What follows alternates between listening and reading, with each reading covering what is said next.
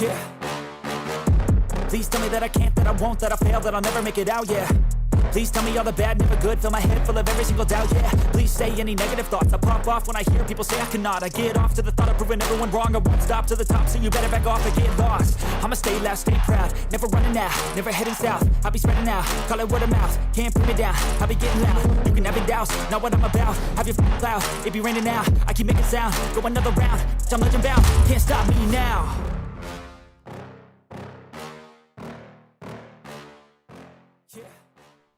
Good evening, BENXT Universe. Hello, PlayStation Nation. Are you there? Hello, PlayStation Nation.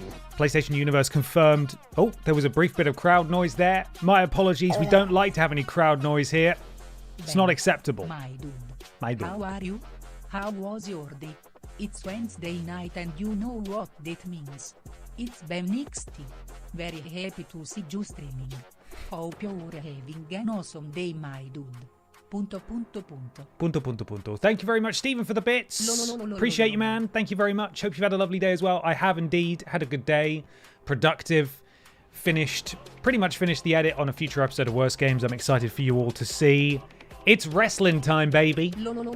And very appropriately, this weekend on YouTube, on the Worst Games Ever YouTube channel, it's a wrestling video game. I hope you all enjoy it. It's a silly episode.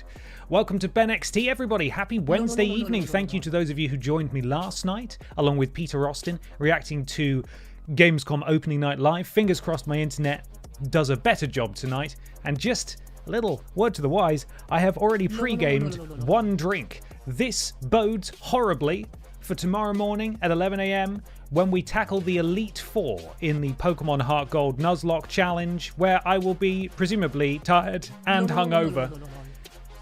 But we persist. We do what we can for the people. Speaking of there being no crowd noise, I think I actually turned this off a while ago. Let me just see if the crowd is here. There should have been crowd noise this entire time. I don't know how many weeks I've had that turned off, but it's back on now. So we're fine. Welcome to BENXT, everybody. Thank you so much for the gifted subs and the resubs and the first time subs. I'll go through those in just a moment. A couple of exciting new things that have happened this week. We have two new roster members that I'll be showing to you momentarily. We've also now got a practically completed wiki of all of the roster that I'm going to show a few things from in a moment. Massive thank you to Lornath for their hard work on that. You, of course, can contribute to it and update it if there's anything that you want to add, but we'll look at that in a moment. Welcome everyone. Let's see what we've got here. That's what I said, right? Did I say that correctly? Off to a brilliant start. Matumbo87, thank you for the resub. 2 months. Happy BENXT Day. Can't wait to watch later on the VOD. BENXT is the highlight of my week. Oh, that's amazing. Thank you for the resub, and I'm glad to hear it. Highlight of my week as well. The Aldude Brothers, thank you for the bits. Thank you very much indeed. Merry wrestles to you as well. Additionally, we've got It's Gavin Gaming. Resub, 2 months. I'm just happy to be here, man. I'm just happy that you are here. Thank you. Welcome. Redware, thank you for gifting several subs. I think, what is that? 13 subs? That's crazy. Redware, thank you so much. That's incredibly generous of you. Courtesy of Redware, welcome to the thickness. Richard Madeley. Wow. Actual Richard Madeley. Me name Sleg, Meerkat Menace, Brother Woody, The Mild Things, Chelsea, Board Geek YouTube, Outlaw Man 76, Marin and Angel Christensen, pronounced that wrong probably, and Josh Morrell, or Morel. Welcome all of you to The Thickness. Thank you, Redweth, very much for your generosity. And Shy Bees, thank you for the resub as well. 2 months. Little me dancing gear. So, welcome everyone.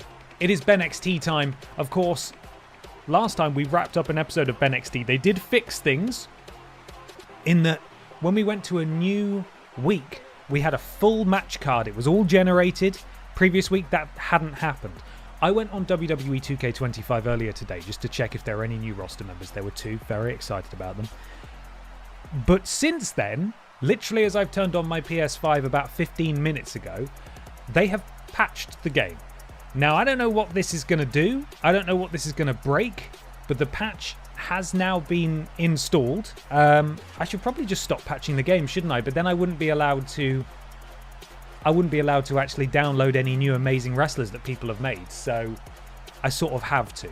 But fingers crossed, the patch does not fuck everything up. Regardless, it's BENXT time. Let's head on over and let's see what's broken. Excellent. Happy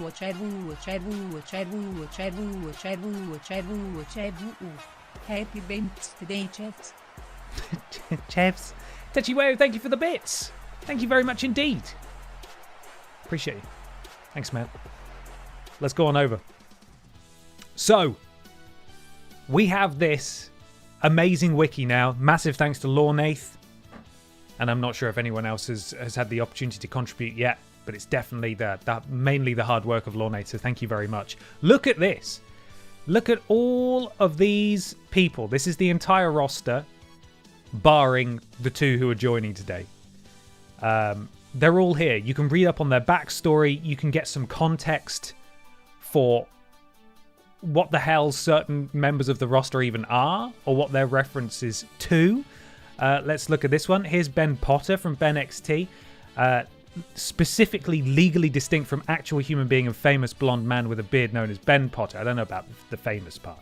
On the Confused Dude Twitch channel, Ben Potter is a member of Team Redundant and is partnered with Peter Austin. So there is some stuff that we do need updating. If you have the stats, if you have the time, we need win-loss ratios on there and all sorts. Trivia, legally distinct Ben Potter, the wrestler, also is blonde and has a beard. That's something you would not have known. Height, tallest in Team Redundant. It's good. Team Redundant strongly resembles the legally distinct duo of Ben Potter and Peter Austin. Again, useful fact. This is perhaps the most important one. People always ask, what is Cannon-Headed Apple Boy? I don't understand. We now know. It is much easier to call him Chab, for a start. Chab's true origin appears to be from a reference to The Simpsons made by Peter that neither Ben nor Ashton caught at the time. When playing the minigame where one player collects apples shot down by the others, Peter said, "My head is full of apples," in a German accent, potentially in reference to Uta's line, "Don't make me run, I'm full of chocolate." The German accents and talk of apples then continued into the next minigame where all 3 players had cannons for heads. And now, Chab. We now know what Chab is. We continue. Michael Jugson. There he is. We've got his big quotes here.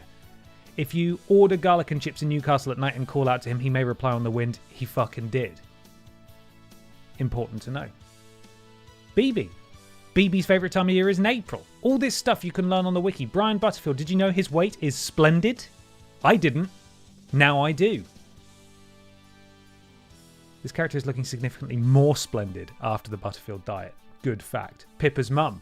Pippa's mum is a drinks fairy in real life, supplying Ben with delicious ALDI Red Thunder, other drinks available by other brands, but why would you? All helpful. And finally, of course, Zombie Cheggers BENXT. Trivia, Keith Chegwin is actually dead. Wouldn't have known that without the wiki. So, all important stuff. Massive thank you to Lornath. You can go to this wiki now. It's in the chat, !wiki, and you can contribute to it should you fancy. So we've got that, which is very exciting. Now let's go reacquaint ourselves with with our new roster members, Oh god, this is where it all goes wrong. This is like in Final Fantasy 16 when you can just stop a cutscene halfway through to check the lore and exactly who everyone is at war with. Splendid work. It is, isn't it? Very helpful. So hopefully today... No, they've patched it. The patch has turned on music. The patch has turned on music. This is not a drill. That's strike one, 2K. That's fucking strike one. They've patched it and it's turned on the in-game music. You bastards. Why have you done that? On! Create a safe mode. On! Why have you done that? On. Save. And now we unmute it. And let's hear. Fucking why? Every time. Without fail. Let me turn off our BENXT music for a second. Right. If I unmute the game, it's going to play WWE music. It's Ethan Page. So that's great. So I'm going to turn Creator Safe Mode off and just manually turn off the music myself. Brilliant patch. Really good patch. I'm going to unmute the game now. We're safe. Fuck's sake, guys. Come on. Not you. Talking about visual concepts. Come on, guys. Why would they do that to me? Honestly, it feels like sometimes they patch it just to fuck with me. It's on purpose. So I'm hoping that today we can get to Survivor Series Wargames. Now, if you're unfamiliar with Wargames, that is a 6v6 or 5v5 match. I always forget. 2 rings in one big steel cage. One person from each team gets released at a time. It's a big chaos match. And hopefully we can maybe see one of those tonight. Fingers crossed. Fingers crossed. So let's have a look. Who have we got that's new? Introducing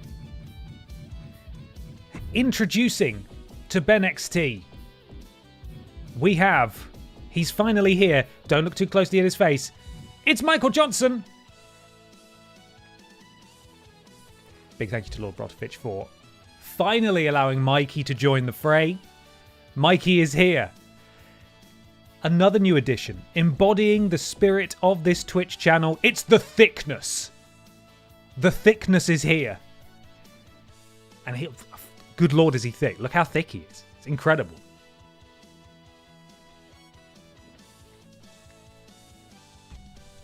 Chris, thank you so much for the resub. 3 months using this moment to take credit for the Chab explanation. Amazing. Thank you. See? Chris has contributed to the wiki, so can you. So Michael Johnson and the thickness have joined the fray. And yes, before you ask, Michael Johnson does have his dog rap as his entrance music. Do not worry. So where did we leave things last time? We went through an entire episode of BENXT. We crowned a brand new ALDI Red Thunder champion in Chavo Guerrero Jr.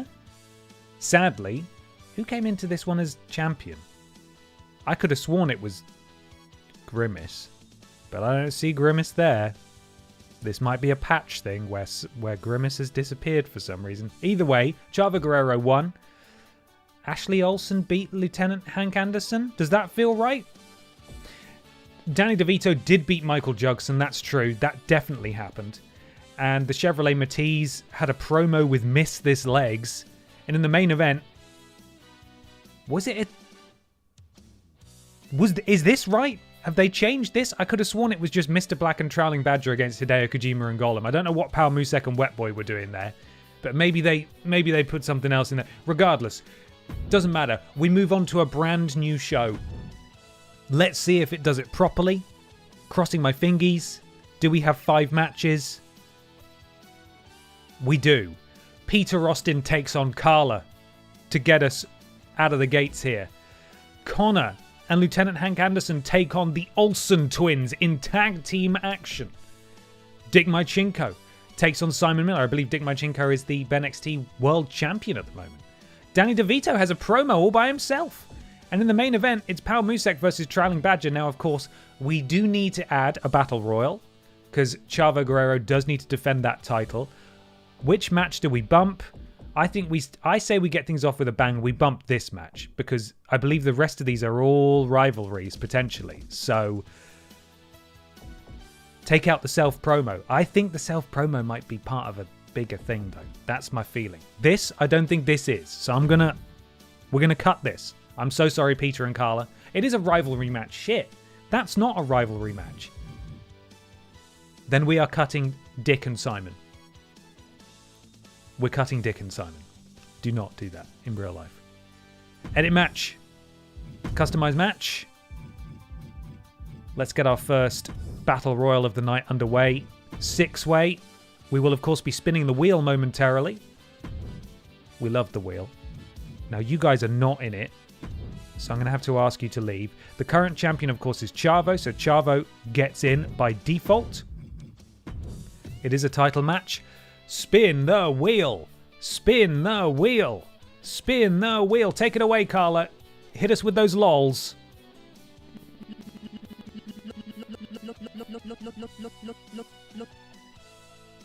Funky Barbara Piss has a chance at gold. Let's see if she can do it. She's had an absolutely awful time in BENXT. Spin the wheel again. Who's next?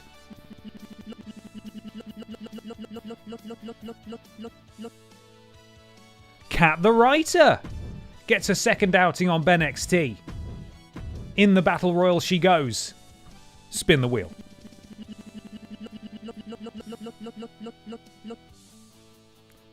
Legally different guy. That's not me. This is just a totally different man. Wow, how handsome. It says entrances off. Well noticed. That's good. I'm glad they've not fixed that. Entrances are now on. Spin the wheel again. 2 more places in this Battle Royal. BB Blocksberg. We read about her earlier. Where is she? There we are. BB's in. And final entrant. We've got 2 Barbaras. This could be explosive. 2 Barbaras are in this match. Let's look at the tail of the tape. Funky Barbara Pierce, rated 87, 2 wins, 9 losses in BENXT. Chavo Guerrero Jr., current ALDI Red Thunder champion, 5 wins, 3 losses. Kat the Writer, of course, has only had 1 match so far, unfortunately, coming up on the losing end. Ben Potter, an impressive 11 wins, 4 losses. BB Blocksberg, tied, 3 for 3. And Biker Barbara Piss, it says 0 wins and 3 losses, but I think that's because we had the game crash quite a lot the week that she did win. She is a former BENXT Women's Champion. She beat Pippa for it, and then Pippa beat her for it. So she should have 1 win on the board at least. But it's all fucked, so that's fine. Right, get that championship on the line, my boy. That was taking a little bit too long for my liking. I was a bit concerned there. Okay, well that is right in the middle of the show. The wheel is still on screen. I see it. And now I don't see it. Let's get things started with a bang. Oh god, I forgot he was in that rivalry. Peter Austin takes on Carla one-on-one in our opening match. There should be predictions coming your way momentarily. Get ready to wager those channel points. Who do you think is going to win? I've now got to find my music, get it all set up. Do you remember last week where I was really confused? That I didn't have the Pokemon music when I needed the Pokemon music. Turns out I'd actually, rather than calling it Los Pokehamanos, I'd called it Pokeboys and Pokegirls. And it was there the whole time. I just didn't know where to look for it. Right, let's do this thing. Get your predictions in. Opening match underway momentarily on BENXT. Let's do this thing. Yeah, now we're talking. The following contest is scheduled for one fall. Making his way to the ring from Yorkshire, England, weighing in. Now, unlike his tag team partner Ben Potter, this is actually, that's the real Peter Austin. He's there right now. Hey, where's the horse? This is the real one. This is not a legally distinct one. This is the real Peter Austin. Horse this superstar always seems to be on. Did Jerry Lawler write that line for you?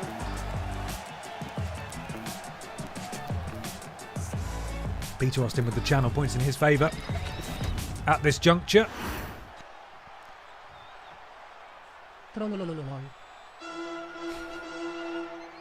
And here comes Carla. Representing the madness from Milan, Italy, You are looking at some high Beautiful necklace on Carla. in this match, looking to steal the Purely show and entrance capture the attire, though. attention of the entire WWE universe.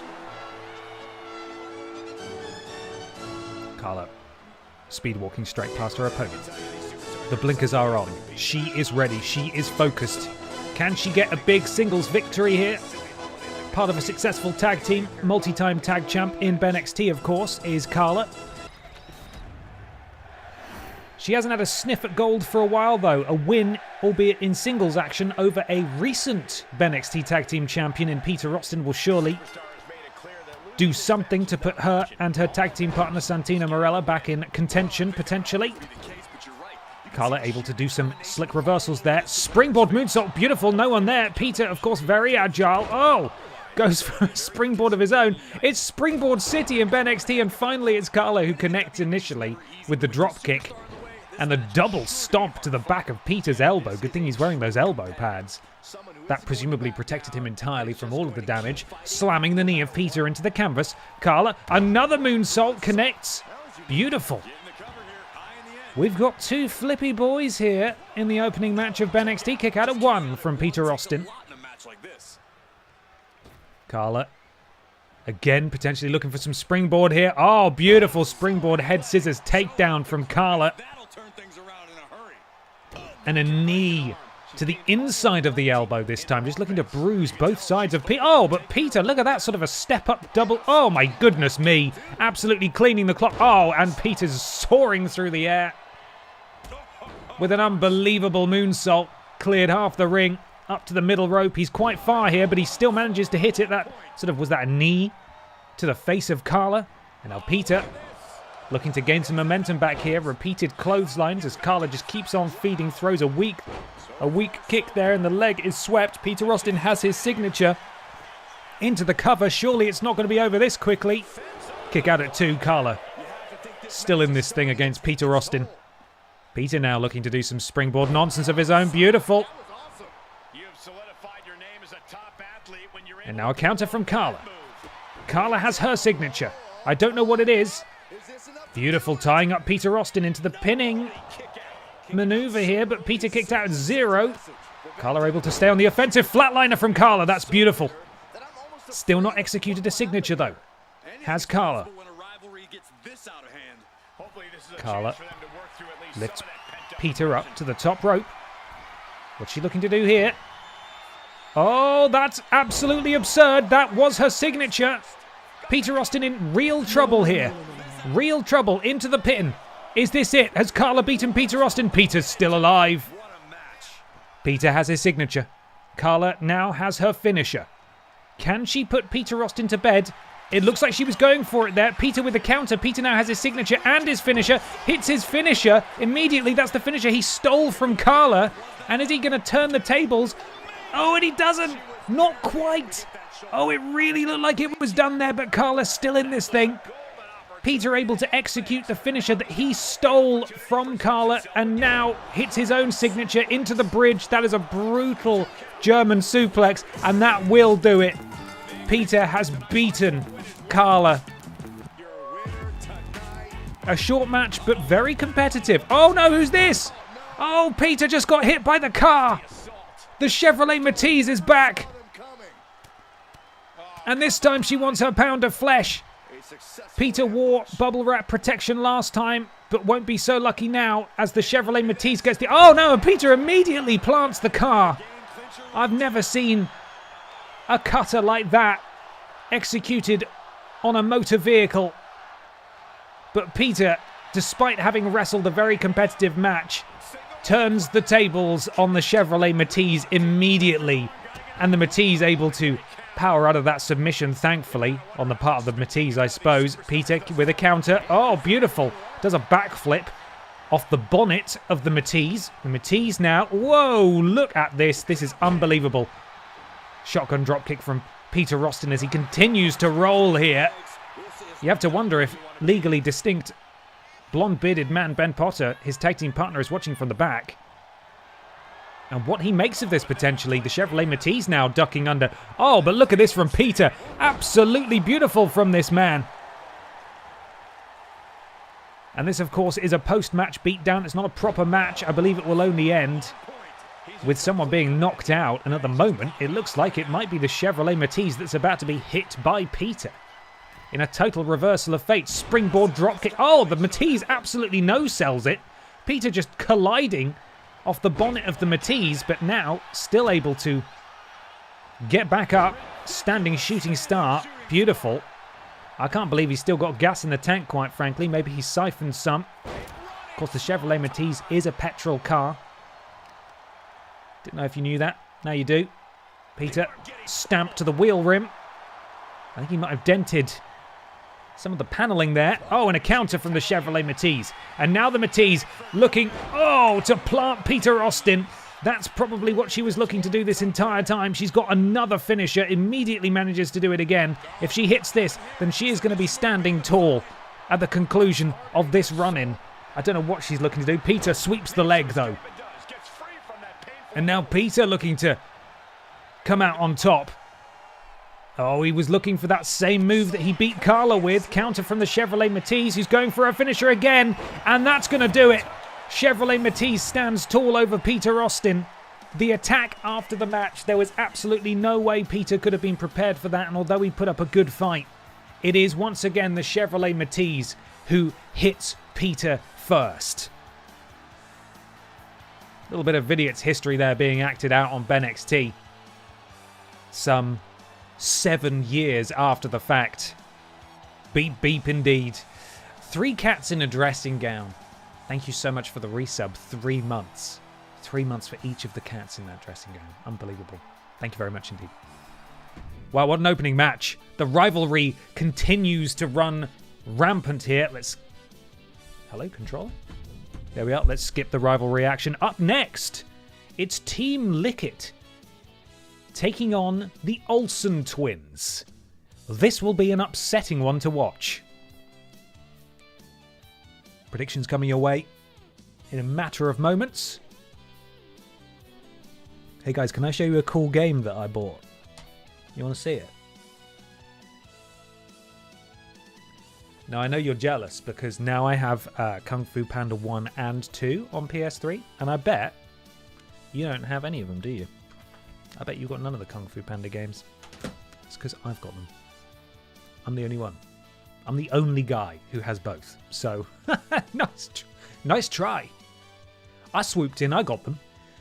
The Kung Fu Panda games are mine now. Olsen twins with a massive advantage in the channel points wagering. There's still time though, you have 1 minute and 20 seconds to wager those points in a direction that you would favour. Team Lickett, we've seen them before. They're an impressive team. But can they come out on top against the debuting Olsen twins? Of course, we saw one of the Olsen twins last week beat Lieutenant Hank Anderson in one-on-one action. But it's the first time we've seen them in a tag team scenario. Let's bloody do this thing.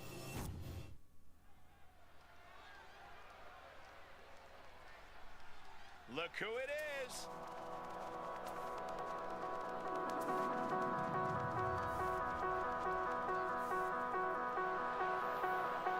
Hello. Welcome to the Detroit Experience.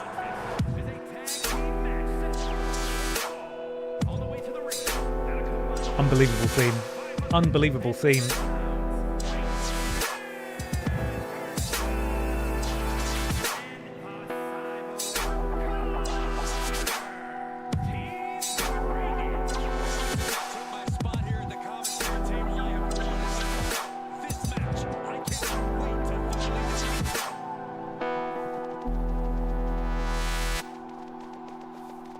These two had a heated rivalry, of course, with BENXT favourites. The Dark Picture Pals didn't come out of it with the victory, but they had an extremely impressive showing nonetheless. We're at a 50-50 tie in terms of channel points wagered. Who is going to win this thing? Close your eyes if you are of a sensitive disposition, because here come the Olsen twins.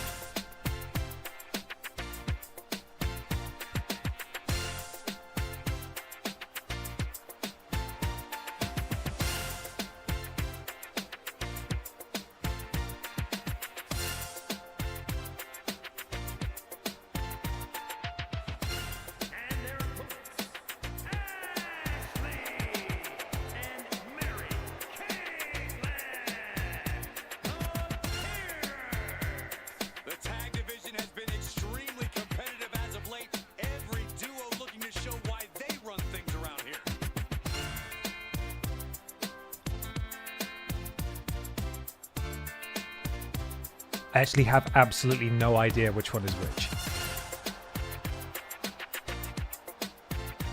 Well, that's upsetting, isn't it? I gotta say, you seem like you're ready to jump out of your seat in anticipation for this one. Question is, which one is scarier?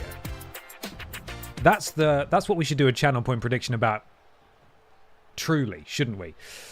Looks like Connor's starting things off against the pigtail one. That, of course, is Mary-Kate. Mary-Kate and Connor. Big chop from Mary-Kate. DDT. That's surely going to scramble the internal circuits of Connor. Not a good start, being dropped straight on your dome. His hair's looking very shiny today.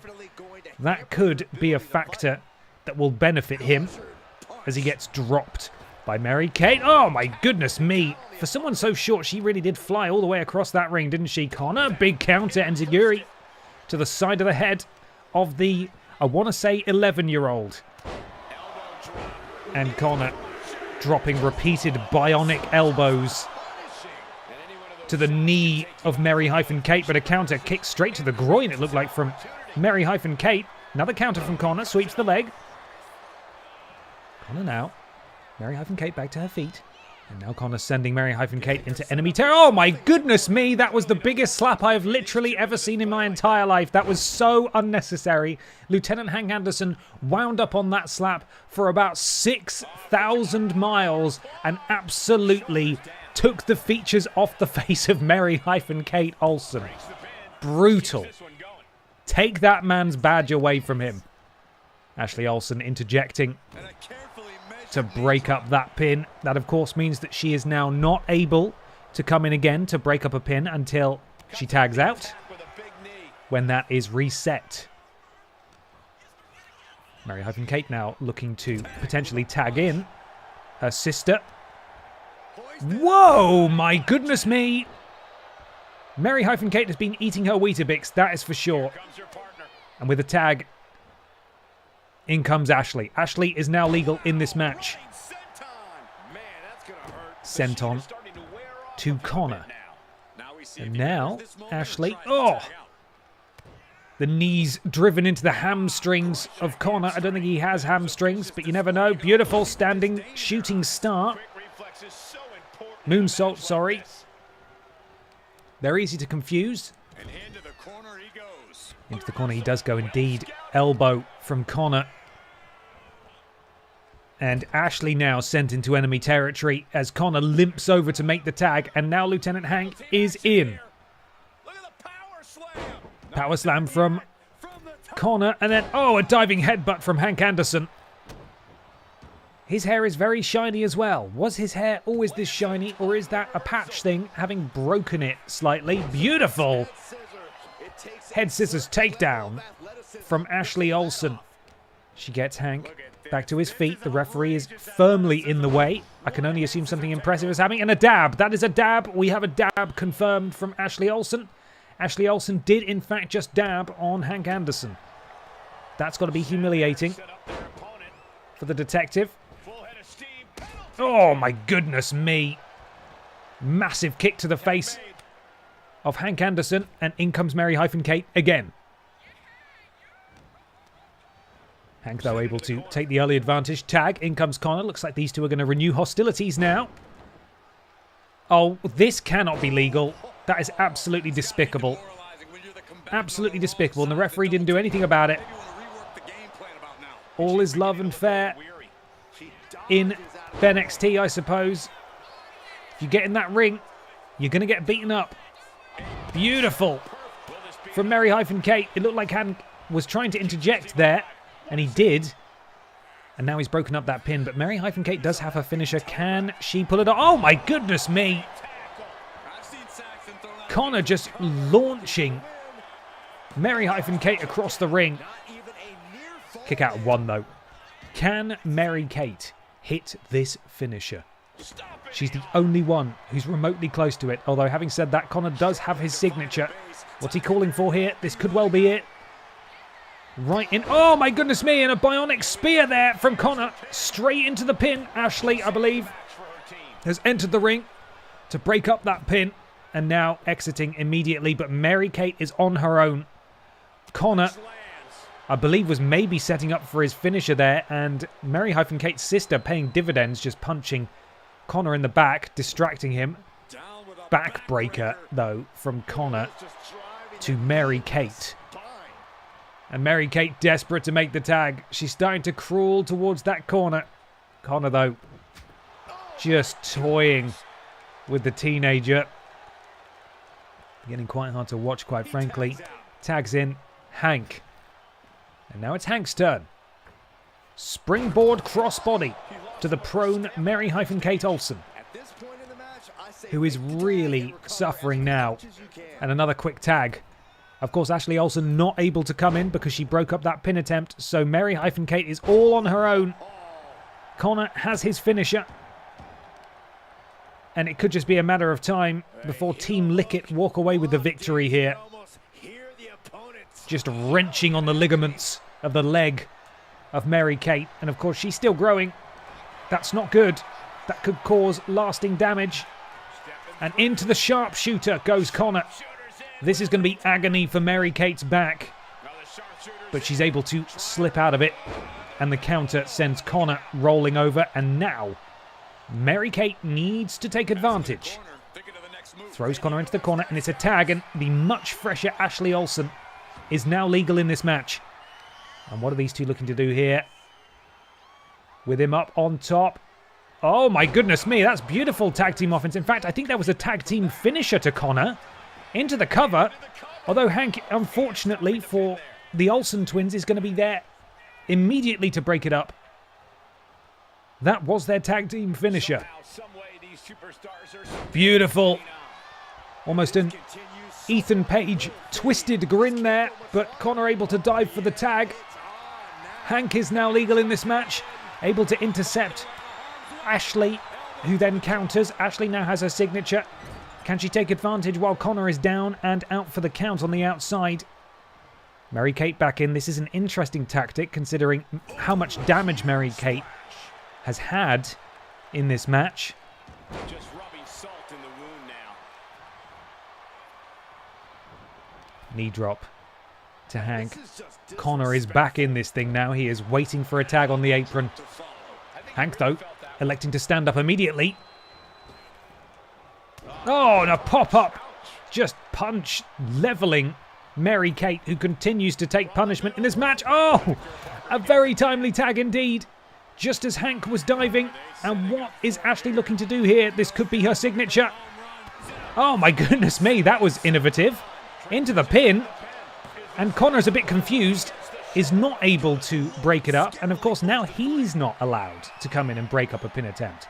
And Ashley has her finisher. And she could be looking to do it here. We could, in spite of Mary-Kate's the damage. Oh my God, a double stomp to the back of Lieutenant Hank Anderson. Connor is powerless to just watch on. Oh, but he kicks out. 2.999. Hank Anderson kicks out at the very last second. Sent back into the corner, and now Mary-Kate. Legal for her team. Another bit of tag team offense here. Beautiful.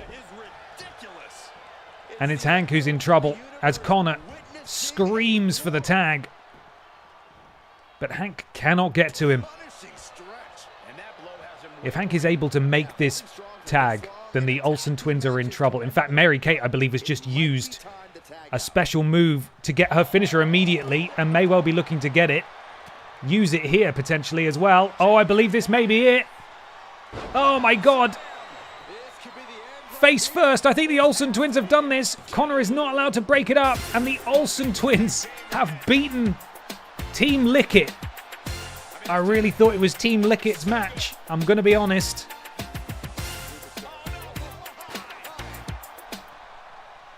Oh, but the Olsen twins are not done.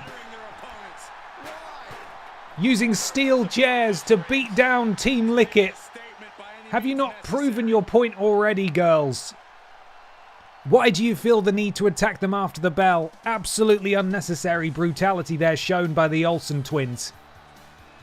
Amazing, say the viewers at home. Wow. Well, I genuinely thought that Team Lickett was going to win that one. But no. The Olsen twins victorious in their tag team debut. Congratulations to them. Now, I'm going to go pay a quick visit to EE Tim. I appreciate it's early, but I can't be calling a match like this while I have a bladder that needs seeing to. So I'll be right back. Please enjoy the calming presence of EE Tim.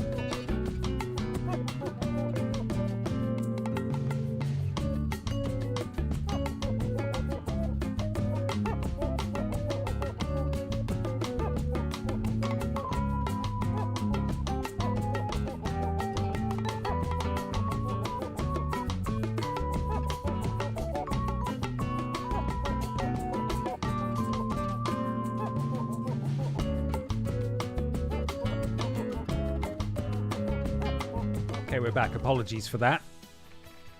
It needed to happen. Someone mentioned earlier in the stream that the roster's looking a bit too stacked. Maybe it's time for a brand split. I was just talking about that with Tim in the bathroom. And it's definitely something we could do, you know. I don't know how we'd decide how the brand is split, but we could possibly come up with a second BENXT show, you know? So this obviously takes place on a Wednesday in universe. And then on a Friday, we could have Friday night bend down. I don't bloody know. Main event. Can't do that.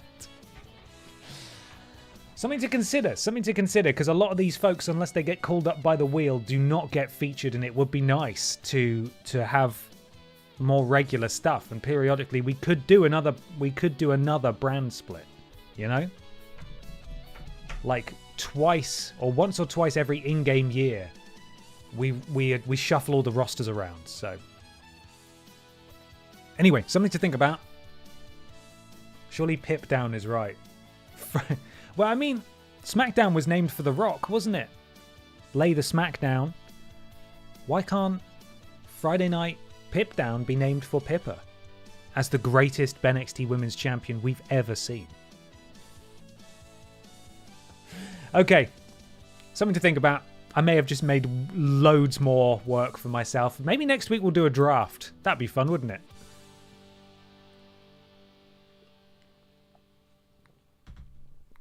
Up next, the ALDI Red Thunder Championship is on the line, as it is. I'm taking a photo of the running order so I can get the music ready. ALDI Red Thunder Championship on the line, as it is every single week. Chavo Guerrero, I remember what happened last week now. Chavo won it, and then he retained it, didn't he? He matched Simon Miller's record of 2 weeks as ALDI Red Thunder Champion. Can he make it 3? This is unprecedented. He is tied with Simon as having defended it successfully once. Can Chavo Guerrero go back to back to back? We find out next. As Funky Barbara Piss, Ben Potter, Legally Different, Kat the Writer, Chavo Guerrero Jr., BB Blocksberg, and Biker Barbara Piss all vie in a battle royal for the ALDI Red Thunder Championship. Let's bloody do this thing once the game loads. And I've queued up my music.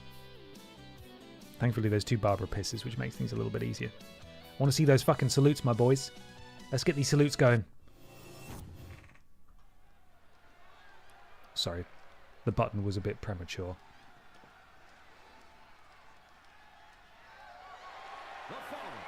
Sorry, he's got to introduce it first.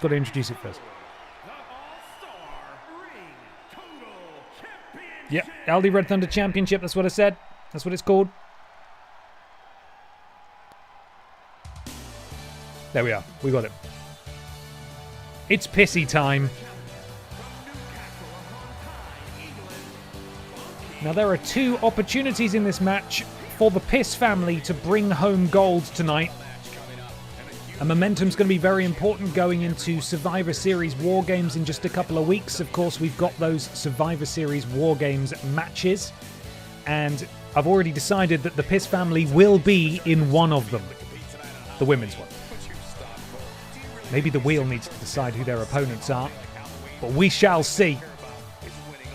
Funky gal Barbara Piss looking to get one of her very few wins of the year. Let's see if she can do it. Stiff competition though. Ben has a pretty exceptional record, although I'm not entirely sure if he's been in a Battle Royal before. If he has been, I don't think he's had a huge amount of success.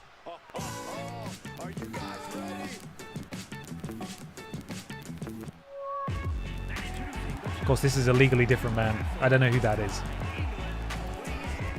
Not me. Different man. Representing Pippa's House and, of course, Team Redundant alongside Peter Austin, who we saw earlier tonight. The two have held tag gold. Ben may have some aspirations for singles gold as well, and he could well walk out with some gold tonight if he wins the Battle Royal. Tall task, though. Tall task. Anything could happen. Chavo could be eliminated first, and then would be guaranteed a brand new champion.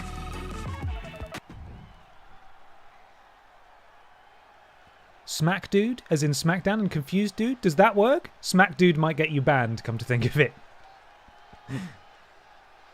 Oh, Cat's music. There we are.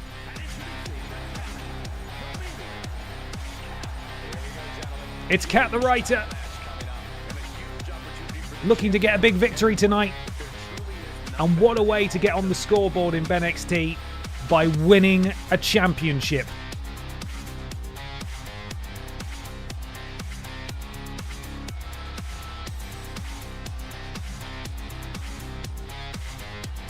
Can confirm Ben has not been in a Battle Royal.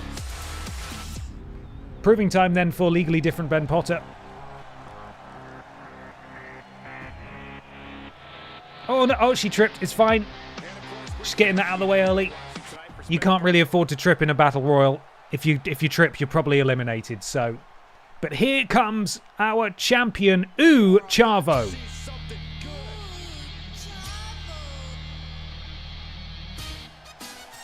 This is amazing. Every single person in this field, apart from Funky Barbara Piss, whose music in my library is under Barbara Piss, is all B and C in my music library. I barely have to scroll at all. This is fantastic. Can we just have an entire roster filled with people who are named, whose names begin with A to C? That would be brilliant for me. That would make my life so much easier. Charlie Guillermo looking to defend that title. A real obstacle in his path tonight. That, of course, being BB of BB and Tina, who, lest we forget, does wield actual magic. She's brought a fucking rope with her. I don't know why she's walking like that either. She shit herself. What's going on?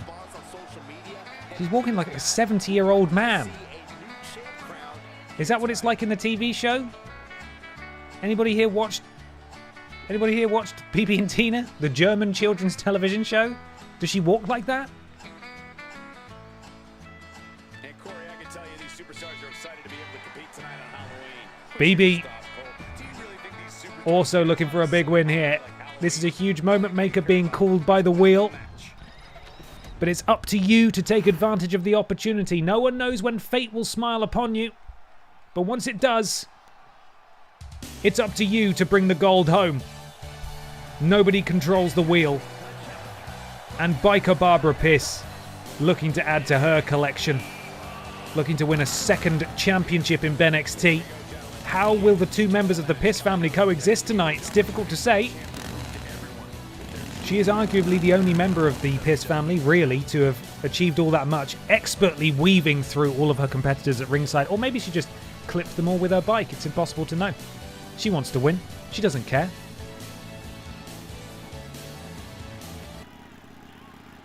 How are they related? They went to the same school. That's it. And that is what it's all about. The ALDI Red Thunder Championship. Isn't it beautiful? Isn't it beautiful?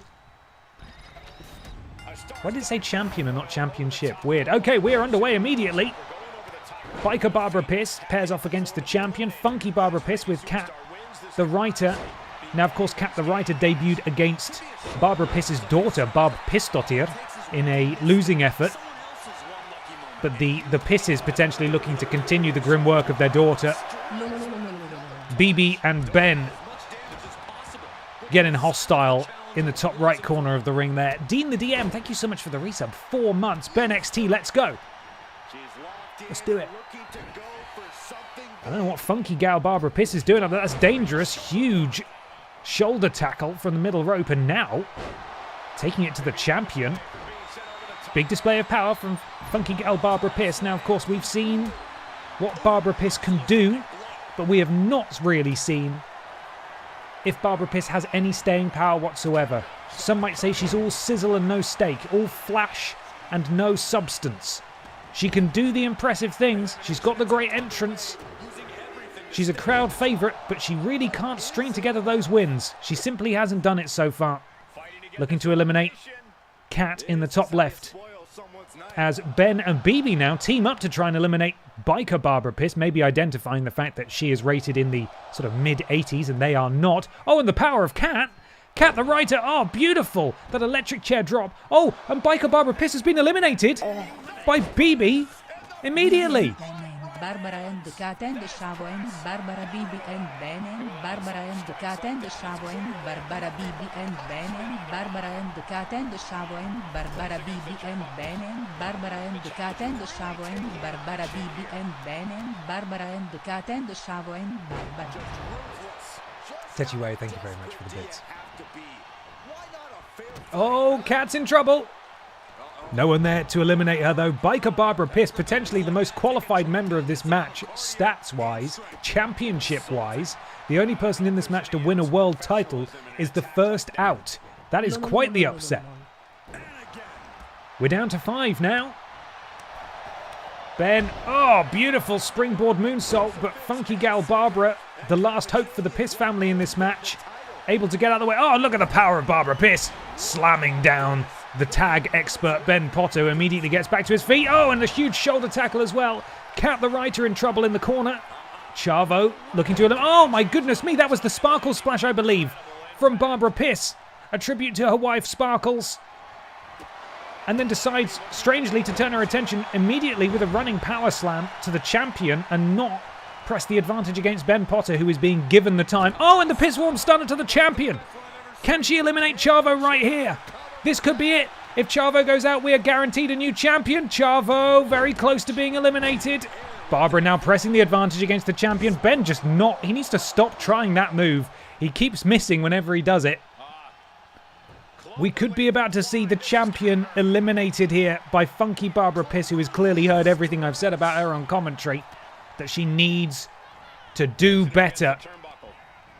Impressive showing from her so far. As actually, you know what Chavo says? I've actually had enough of you. I'm going to kick you. Barbara now says no. Oh! Ben able to interrupt BB in the corner there. Ow, and look at the power again of funky Barbara Piss. Again, showing off. Not really a match where you want to show off. This is all about performance and results. Not a match for showboating at all. You're in danger from all sides at all times. Kat now looking to be eliminated by Ben. BB potentially. Oh, I think. Oh no, Kat able to hold on, I believe. Bad camera angle for us as superplex to the German horse girl, and Kat the Writer has been eliminated. Strong showing from Kat in here. To outlast a world champion is very impressive indeed. We are down to 4. Ben launched across the ring by Barbara Piss. Chavo still in this thing. Has the opportunity to go back to back to back. Could he hold on to it for a 3rd week? Technically, it will be a 2nd week, but that's not what we're doing here. Oh, beautiful spirit spinning Uranagi. Nearly took the horse girl right out of her horsey boots. As Ben, oh, absolutely takes the head off the champion. Springboard again. He actually hits it this time, but Barbara Piss is waiting immediately. Oh no, interrupted for some reason. I don't know what really happened there. That was a bit confusing. Unfull Gabler, thank you for the resub. 3 months. Golly gosh, I hate ads. Thanks so much, Billiam Gate. Well, thank you for the resub. Of course, if you subscribe... Oh, Pisswomp, stunner to Ben Potter, legally different guy. If you subscribe, you don't have to watch any ads. Thank you, everyone who is using their Prime sub or otherwise to watch. It helps me out an awful lot, and I appreciate it. Oh, big clothesline from BB to Barbara Piss. Chavo is down. Ben now back to his feet. Ben getting some measure of revenge there against Barbara, but I think Chavo was in the way, actually, which allowed Barbara to stand back up. Ben in real trouble here. Oh, and Chavo actually saved Ben. Barbara was absolutely going for the elimination there, but Chavo with the drop kick actually interrupted, and now surely that's... Oh, and Ben with the counter. Ben still clinging on. Unbelievable from Ben Potter, really just clinging to life in this match. Of course, legally different guy. Barbara Pierce renewing hostilities. Big back body drop. And then the splash to Ben Potter. BB now looking to eliminate the champion. Bold move. Chavo proven in this matchup. And Ben, apparently that was a stunner. I don't think it was, actually, but Chavo still in trouble in the corner. Ben now. Backbreaker. Chavo able to power out, seemingly. Ben with combination strikes. Double underhook butterfly suplex from Ben Potter. Different guy, nothing to do with me. Ben making BB pay. And Ben Potter is the only person standing in this match. After being so close to eliminations so many times, and BB immediately back to her feet. This could spell disaster for Ben. Ben sent over the top rope. Oh, and BB Blocksberg has eliminated legally different man Ben Potter. He must have heard that I was talking him up, and I believe the champion is about to get a taste of the Jinkle Jam here. Spread it thick, spread it good. It makes your toast taste really good. That rhymes. Oh my God. Horrific DDT, and now BB Blocksberg is the one who potentially stands to take advantage of this situation. We're down to 3. Chavo with the counter. Oh, beautiful head scissors takedown from Chavo Guerrero. The champion still in it. Oh, BB springing back to her feet. Chavo, though, sort of manages to interrupt something that was happening. A Pisswomp stunner to BB. Chavo identifies Barbara Piss. Hello, Lord B. How you doing? Beautiful drop kick there from Chavo Guerrero to Barbara Piss. Frog splash to Barbara Piss from Chavo Guerrero. Chavo needs to get an elimination here. The sooner he gets people out of this ring, the sooner he retains. He's obviously clearly very hurt, and he needs to get this over with quickly. Beautiful. Super Hurricane Rana there from that top rope. And Barbara back to her feet. Uh-oh. Chavo. Oh, and Chavo's gone. Chavo has been eliminated. I thought he stood a chance there for a moment, but we are guaranteed a brand new ALDI Red Thunder champion here. Will it be BB? Will it be Barbara Piss? Is she finally going to bring gold home to the Piss family? She's done it! Barbara Piss finally lives up to that family name, and Funky Gal Barbara Piss goes the distance and is your new ALDI Red Thunder champion. She stands tall after months of disappointment. She grabs that belt. But now the real work begins. Will Funky Gal Barbara Piss be able to hold on to it for more than 1 week? Hashtag cancel BENXT. Big win from Funky Gal. Lots of outstanding moments in that match. Cat looked great. Biker Barbara Piss eliminated immediately. I wasn't ready for that. Ben Potter as well looked like he was ready to go the distance. Escaped a couple of dicey situations there. Chavo, again, also looked very good in this match. But it's a fucking hard match to defend your title in. And Barbie Piss is your new ALDI champion. The drought is indeed over. And we're just getting started. Danny DeVito is going to do a promo next. I don't know what he could possibly have to say.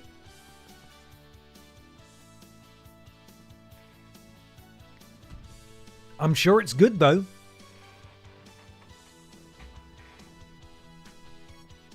Dun, dun, dun, dun, dun, dun, dun. Bow, bow, be-dee-doo-dee-doo-dee-doo-dee-doo-dee-doo-dee.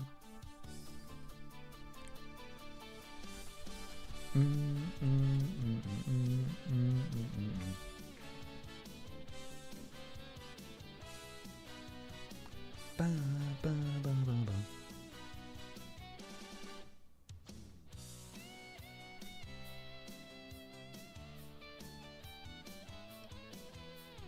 Do. I promise I'm not procrastinating. There's something I'm actively doing right now.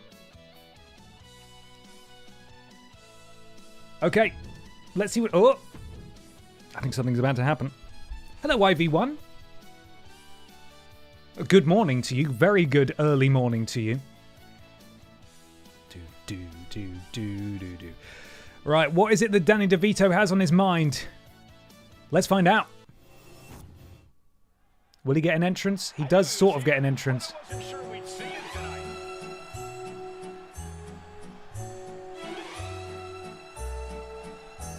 What you got to say, Danny? Talk to the universe.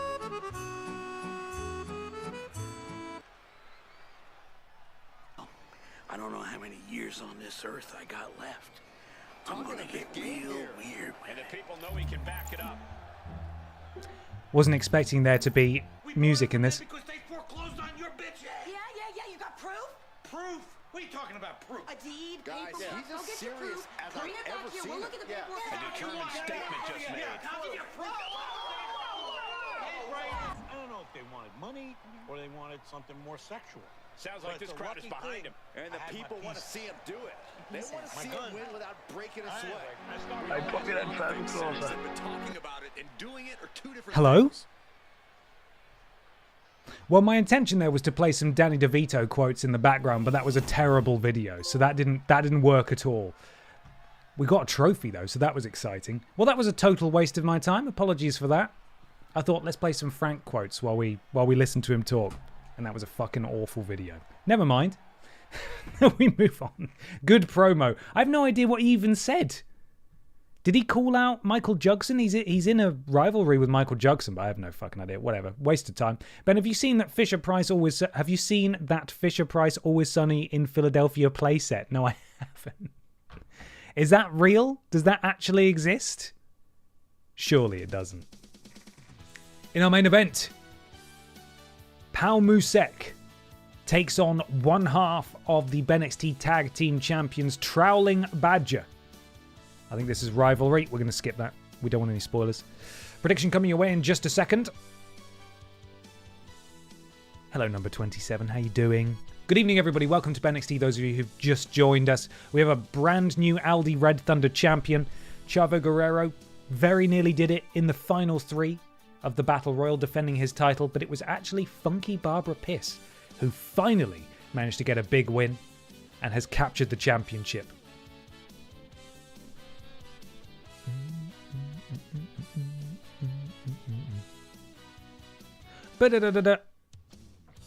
Let's go.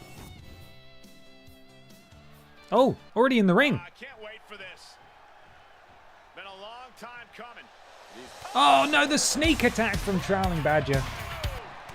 The sneak attack from Trowling Badger, that is despicable.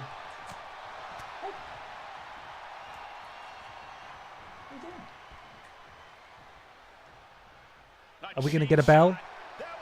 Oh, this isn't a match. It's not a match. The bell has not rung. This is another one of those WWE 2K25 fake matches. Pippa. Come here. Oi. It isn't the championship. Come say hello. Exactly to my point. This could be a key moment in his career, if nothing else. He seems to be handling She the doesn't want to pressure come well. say hello. And also in the ring is a man who Well, that is disappointing. I was hoping for an actual match in our main event, but we are not allowed. we are about to witness. You know, maybe LB's turn was a face turn. It could well have been. We've not really seen him since. I mean, there are some fantastic looking cookies backstage if the career mode is anything to be believed. Oh, hello again. Yeah? Yeah? Hello? Oh, the knee takes a big hit. What's up?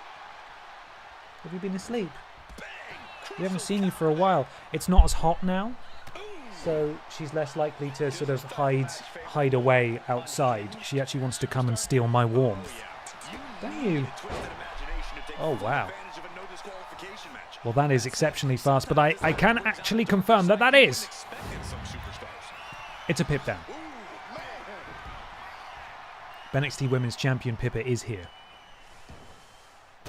Well, this is all sort of nonsense, really. Disappointed. Wanted to see an actual match here. The fans in attendance paid good money for their tickets tonight. It's very sad. Very sad.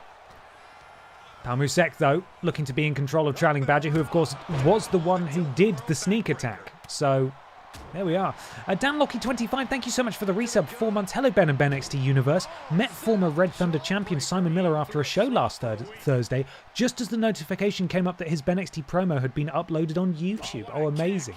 Did you tell him that you loved his work in BENXT?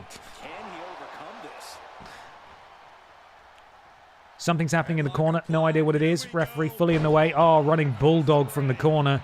I tell you what, Trailing Badger's looking a bit daft now, isn't he?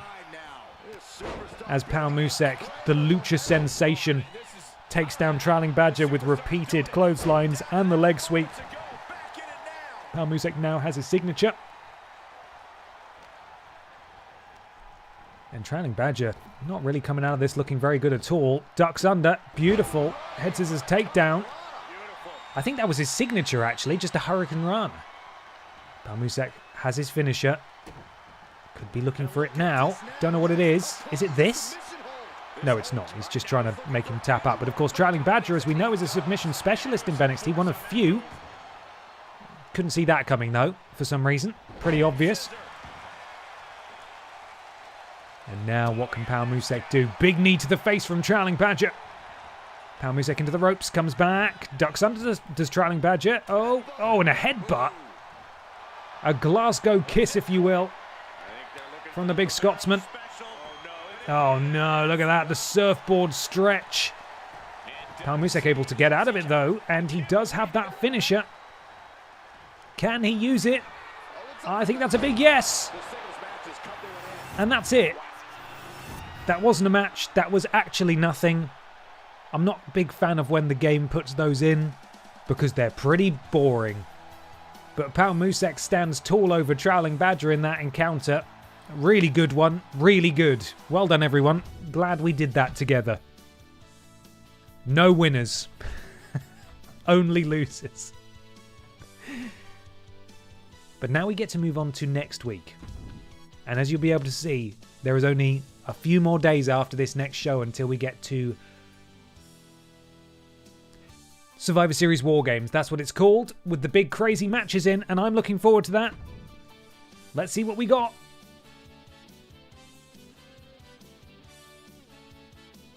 Up first, Peter Austin takes on Judas of Los Pokéhermanas. Palmusek and Wetboy team up to take on the impromptu tag team, weirdly, of Brian Butterfield and Dave Benson Phillips. Michael Jugson goes one-on-one with Danny DeVito. BB Blocksberg and Tina take on fan favourite team, Dark Picture Pals. And in the main event, it's Lieutenant Hank Anderson and Connor taking on Mary-Kate Olsen and Ashley Olsen for the second time. Now, we do need to cut a match, because it's wheel time. Sadly, that's the only match that isn't a rivalry match. But I want to see the Dark Picture Pals in action. So I'm going to make the controversial decision to cut the main event. And that will be our Battle Royal match. So let's get in there. Let's change it.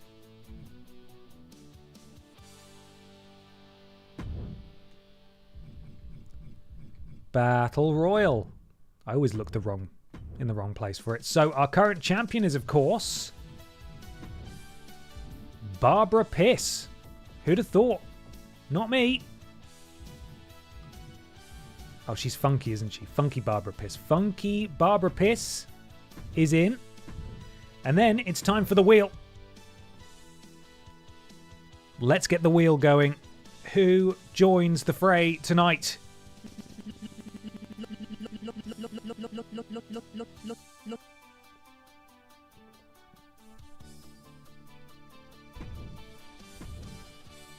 Connor's already there.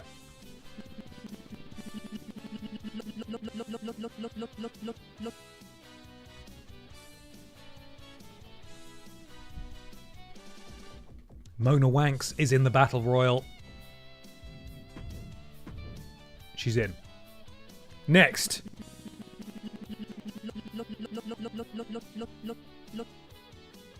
Bonklin. We have yet to see Bonklin wrestle. He is, of course, a manager. He's not meant to wrestle, although he has 3 losses somehow. Wheel spin.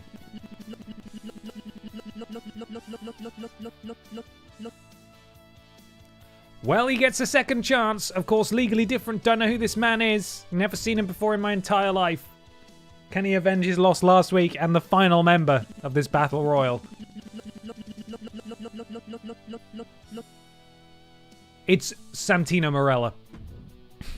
It's not rigged, I promise. There's 70 names in this wheel. I have no control over who comes out of it. Santino Marella.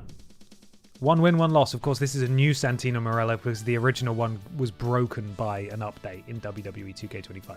So I had to download him again. Right, that's it. Belt on the line between these guys. Our entrances on. Entrances are on. Brilliant stuff. Okay, I think we're ready to go. Dun, dun, dun, dun, dun. Okay. Peter Austin and Judas are up first. Peter with an impressive victory last week over Carla. Can he continue that trend? This is Peter Austin, who is now specializing in defeating members of tag teams in one-on-one action. The wheel is still on screen. I see it. I see it. I see it. It's gone.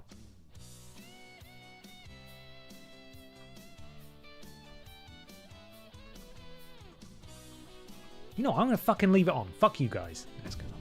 Thank you for telling me. I've got 2 screens, right? Sorry, I didn't mean to show off. I've got 2 screens. Where I look is over there. My streaming software is here, so I often look away. I forget that it's there. My bad. Right, let's do this thing. Ooh, I think the car's going to show up again. Prediction coming your way in just a matter of moments. Peter Austin takes on Judas. Will Judas survive this match? And perhaps more pertinent, will Judas survive tomorrow morning's stream in the Pokemon Nuzlocke as we tackle the Pokemon League? Probably not.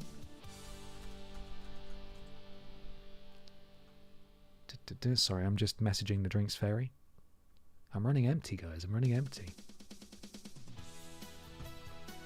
Is betting 30 bits a bit too on the nose? Bet what you want. Gambling is fun. Don't gamble in real life. Don't do it. It's bad. Right, let's do this thing.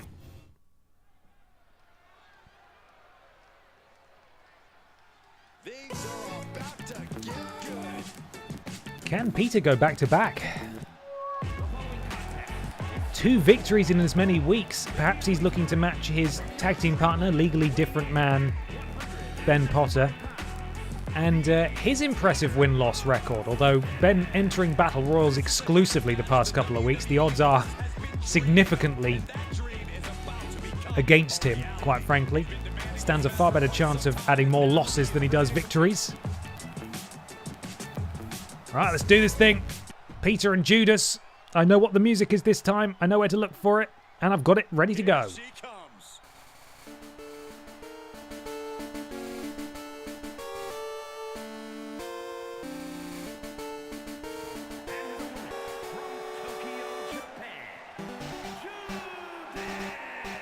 Gentlemen, this has all the makings of an all-time classic match, and I fully expect it to deliver on that promise.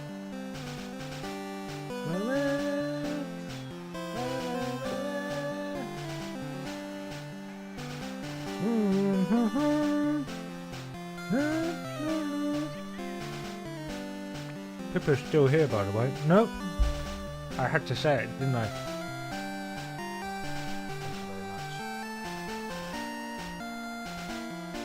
She Drinks Fairy has come through. Oh, and you know what? There are some delicious pippa hairs in there. For health. Gotta get vitamins somewhere. And if you've got a cat, you get them for free. Drink full of pippa hairs. Alright, let's go! Look at Judas, absolute scumbag. Boo, Judas, boo! Oh, I think Peter was about to unleash some sort of Hadouken there. Judas making the correct decision to get well and truly out of the way. Judas. Oh, those taloned feet.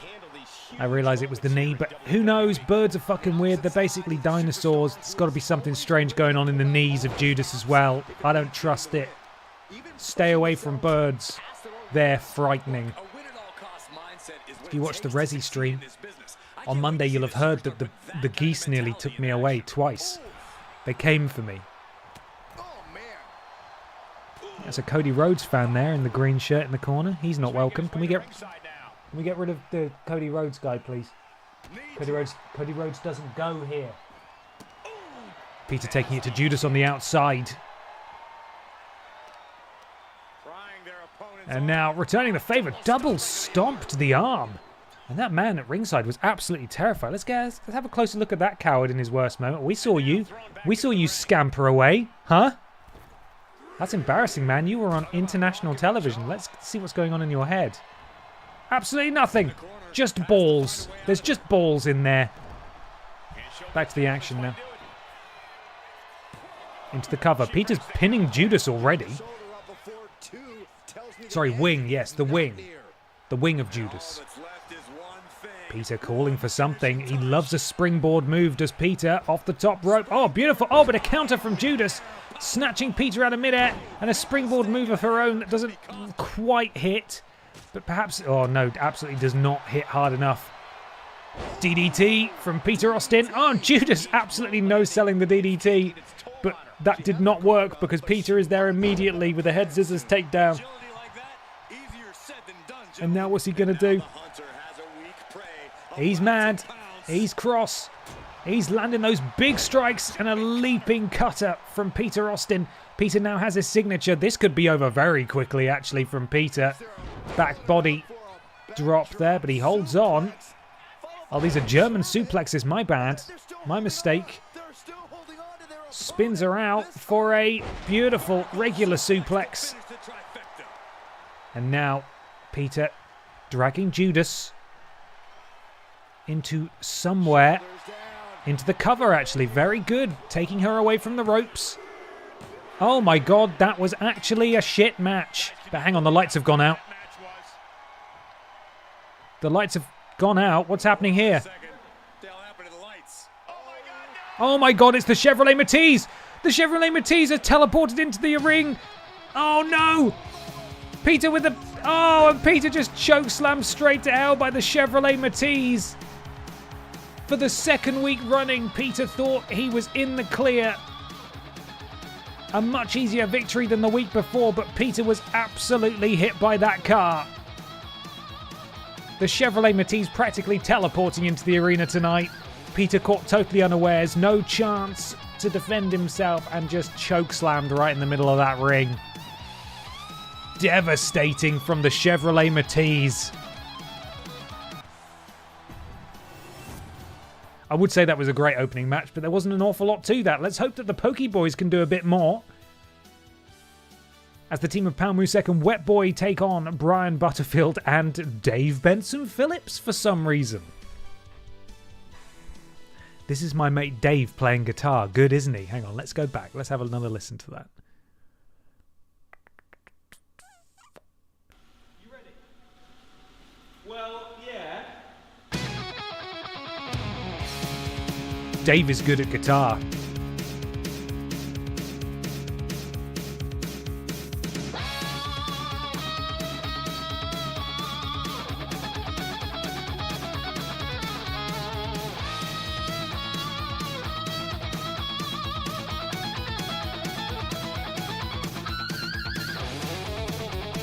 Yeah, Dave's sick. Tell Dave that he's sick and that he should take a COVID test because he's fucking sick. Do you have to wear a mask around, Dave? How far can we push the metaphor? Dave on life support? You want to call an ambulance for Dave? Dave can't come to work today because he's been shredding so good.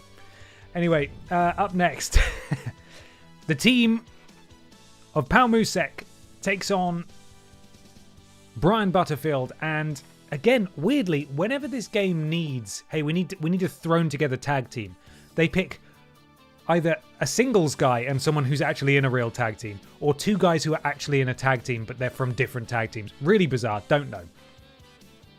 He's a guitar teacher and plays in a Pink tribute act. That's amazing.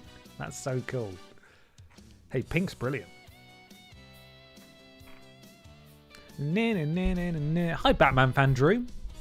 It's okay that you're late. Were you out fighting crime, I assume? Get your predictions in. We're doing this thing. We do get to listen to some amazing music. I have actually now added Dave Benson Phillips' own music, which is of course the theme song from Get Your Own Back. The Pink tribute act is called Ponk. Now, you don't know that, but I really hope that that is what it's called. Let's go. Oh no, they're already in the ring. We don't get to hear the music. Oh, for God's sake. This game straight up does not want us to listen to any of this amazing music, does it? The Mod Squad jumping Los Pokémonos before the bell. That is very unfortunate. Brian Butterfield and Dave Benson Phillips look like they're still good for the match, and the Pokémonos are good for the match as well. Why must the Mod Squad ruin everything? I know, just fucking lose the belts already, for God's sake. Will you give the belts? Will you stop it? Come on. I mean, you could have fooled me that Pal Musek was just beaten down before the bell. That was a beautiful leaping head scissors takedown to the Butterfield diet plan expert. He is looking splendid. Big haymakers thrown from Brian, but a counter from Pal Musek. Lightning fast is the electric mouse, of course. Now, I'm starting to think that given the shininess and reflectiveness of Brian Butterfield's hair, that maybe this latest patch has fucked some of the hairstyles of custom wrestlers. Because it shouldn't look like that, surely. No hair looks like that. Tag, in comes Wet Boy. Very powerful Wet Boy. Wet Boy, of course, his iconic eye and chest and back markings I have had to reapply in this game 3 times now in the wake of 2K patching WWE 2K25 and fucking up tattoos. Big splash! Wet Boy used Surf, it was super effective. And DBP there to break up the pin. Of course, again, in tag rules in this game, DBP now not allowed, per that red X, to come in and break up any pins or submissions until Brian Butterfield tags out. So Brian is officially at Los Pokémonos' complete mercy. Now his hair is lustrous due to the Butterfield hair system. Just apply 3 coats of Hammerite to keep it looking shiny. Ben Potter, Legally Different, was a honey boy too, or a wet boy, if you will. Did he have crazy shiny hair as well? I didn't notice. I don't really pay much attention to him because it's a different guy. Nothing to do with me. Wet Boy now legal. Oh, just blocking DBP. Big splash again from Wet Boy. He used Waterfall this time. All the water type moves. God, do you think if Pal Musek accidentally kicks Wet Boy, he just dies because of the type advantage? Oh, beautiful spinning European uppercut from DBP. Pal Musek getting a cheap shot in, but it's not going to really pay any kind of dividends there as DBP is still firmly in control. Where's Brian, by the way? Is he down on the outside or is he back on the apron there? I thought I saw him knocked to the outside. Wet Boy able to power out of that one. Those pants are doing a lot of work for Wet Boy. Scoops him up. Oh, and a big counter from DBP. Impressive. Really got his own back there. Just a count of 1, though. That will not do it here. Looks like he knew what was coming up. Down with a neck breaker. Boom, and fights back.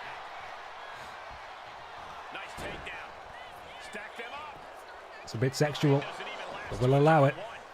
It is after the watershed. It's not.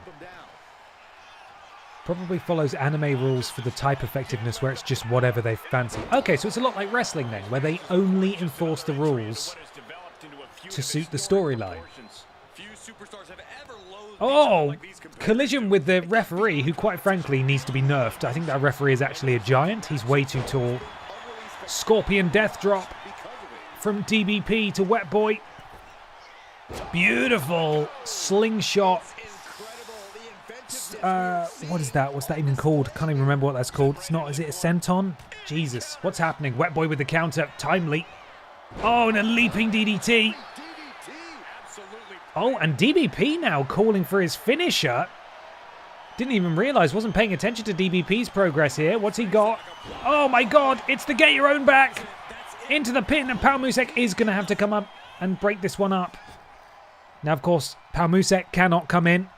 So if DBP can press some advantage here, then Wet Boy's in real trouble, but Wet Boy able to counter immediately, and I think Wet Boy should really tag out here, but he's not doing it.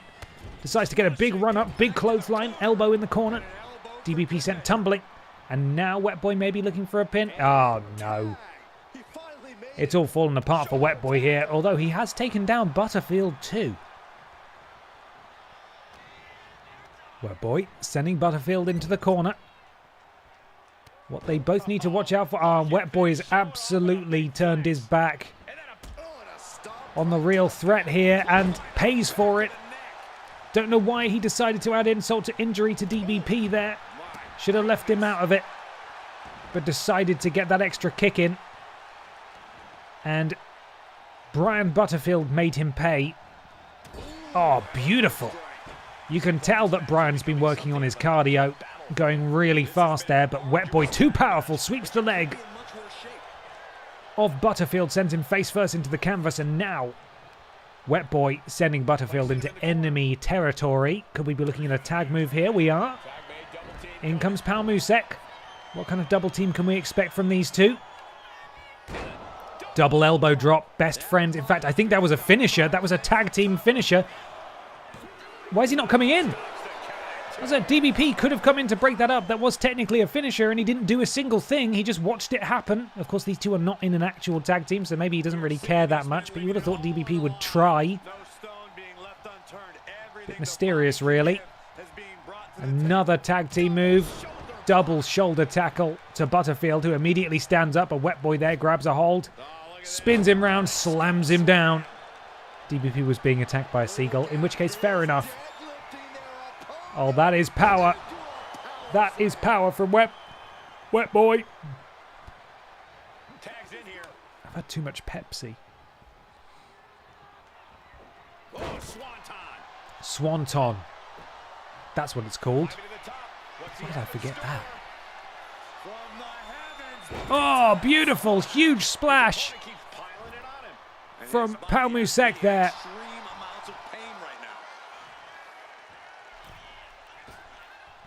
Springboard, head scissors takedown.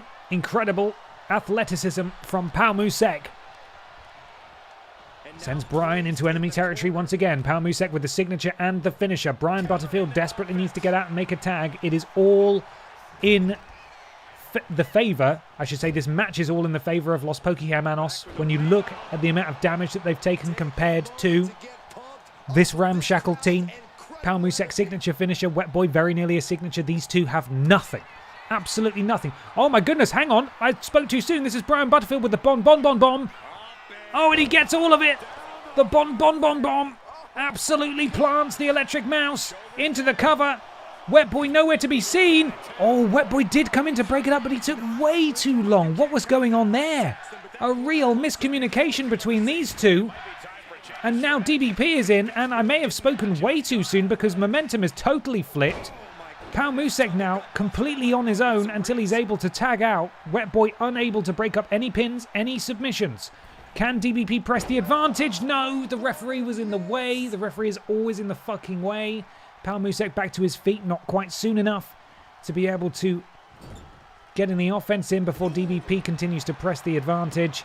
Oh, just washing the face of Pikachu there and another big one from DBP. Uh-oh. Power Musek looking to make the tag. DBP needs to hit this quick, and he does. Big frog splash from DBP into the cover. This could be it. Dave Benson Phillips could be getting his first pinfall victory. Ah. Power Musek able to kick out. And DBP cannot afford to get frustrated. He needs to stay focused. And it looks like he's going to tag in. Oh no, he's going to try and tag in with his tag team partner, and he has now done so. No tag team offense for them. Brian, hopefully he doesn't get all out of puff here. Oh, big kick to the face. Absolutely cleaning the clock of Power Musek, and now where's he going? What are they doing? Complete miscommunication between these two. You can tell they're not a real tag team. No idea what that was. Oh, okay. Maybe Brian Butterfield was playing possum there. Big strikes. Oh, and a massive boot from Brian Butterfield to Power Musek. Knee strike as well. Wet Boy, of course, powerless to come in and stop this. He's already come in to attempt to break up a pin. Oh, God. This match has been going on for over 10 minutes. It's a big one. And up goes Brian Butterfield. You do not want to be underneath Brian. Oh my God. Oh, but Power Musek able to get out of the way. Basement dropkick. And this is Power Musek's opportunity to tag out. Although he does have a finisher. Is he going to try and go for it here? Ducks under. Does. Butterfield. But look at Power Musek go. Taking down the entrepreneur. And he limps over to his friend. And in comes Wet Boy. And that was really Butterfield and Phillips' opportunity to put this one away, and he did not do it. And this is actually a very bad idea, I would imagine. You don't want to be tagging in Power Musek again already. He's only just tagged out, but Power Musek is legal. And he has his finisher, and I think we're about to see if the referee will get out of the bloody way. Oh, a counter from Brian Butterfield, who's going to go for a second bomb. It is right in front of his tag partner, though, so Wet Boy will be able to break this up immediately should he decide to do so, and of course, he does. He breaks it up at 1, but that was the risk that was taken by Wet Boy, taking in Power Musek straight away. He is tired, even though he had a finisher banked. Butterfield able to easily counter it and take the finisher for himself. Look at these two going back and forth. DBP. Oh, European uppercut to the back of the head, and DBP taking the opportunity to showboat. He shouldn't do this. Power Musek crawling for the... Oh, he was crawling for the tag. DBP just able to stop him in time, but now Power Musek back in control. DBP sent into the enemy corner, and now Wet Boy is back in. This is what Los Pokémonos need to do. Look at that assisted shoulder tackle from the top rope. He's absorbing a lot of damage here. Yeah, this tag team match has seen its fair share of tide changes, and it's not over yet. He's looking a little wobbly here, guys. Up across the top rope. Oh, beautiful from DBP. That was unbelievable. Really, really impressive stuff. Oh, and look at that. The cutter from DBP. In comes Brian, who has a signature. We could see Brian hit a third bomb in this match if all goes well for him. Unbelievable from this ramshackle team. Oh, a spear from Brian into the cover. Oh, and again, Los Pokémonos attempting to break this up. Way, way too late. And now Wet Boy is all on his own. And he's in there with a Brian who has a bomb stored.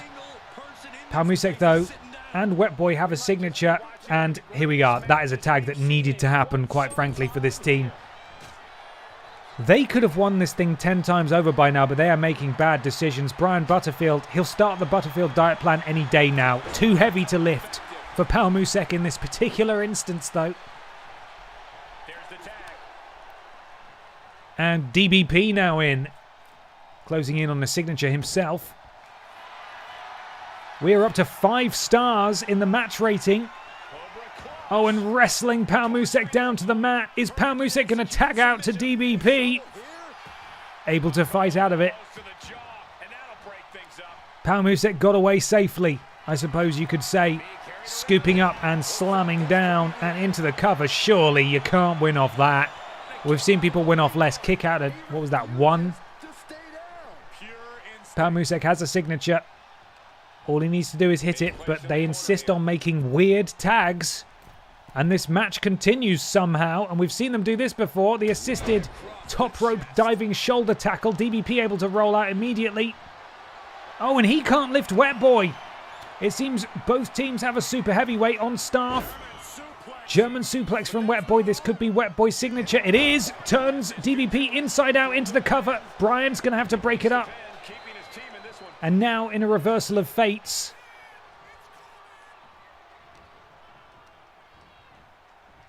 Dave Benson Phillips is in there all on his own. I believe a tag was attempted to be made there. They did the animation, but Pal Musek didn't correspond with it. That was very weird. I've never seen a tag like that before. Clearly the tag didn't actually happen. Weird. And now DBP sent into the corner of Los Pokéhermanos. DBP sent tumbling across the ring. This could be a tag team finisher here. I think it is. The friendship elbow drop. Brian Butterfield unable to break the pin. I believe this is going to be it, surely. And Los Pokéhermanos finally put this thing to bed. It took them ages. My goodness me, what a match. Quite frankly, it wasn't the decisive victory I believe that either of these two would have liked it to have been.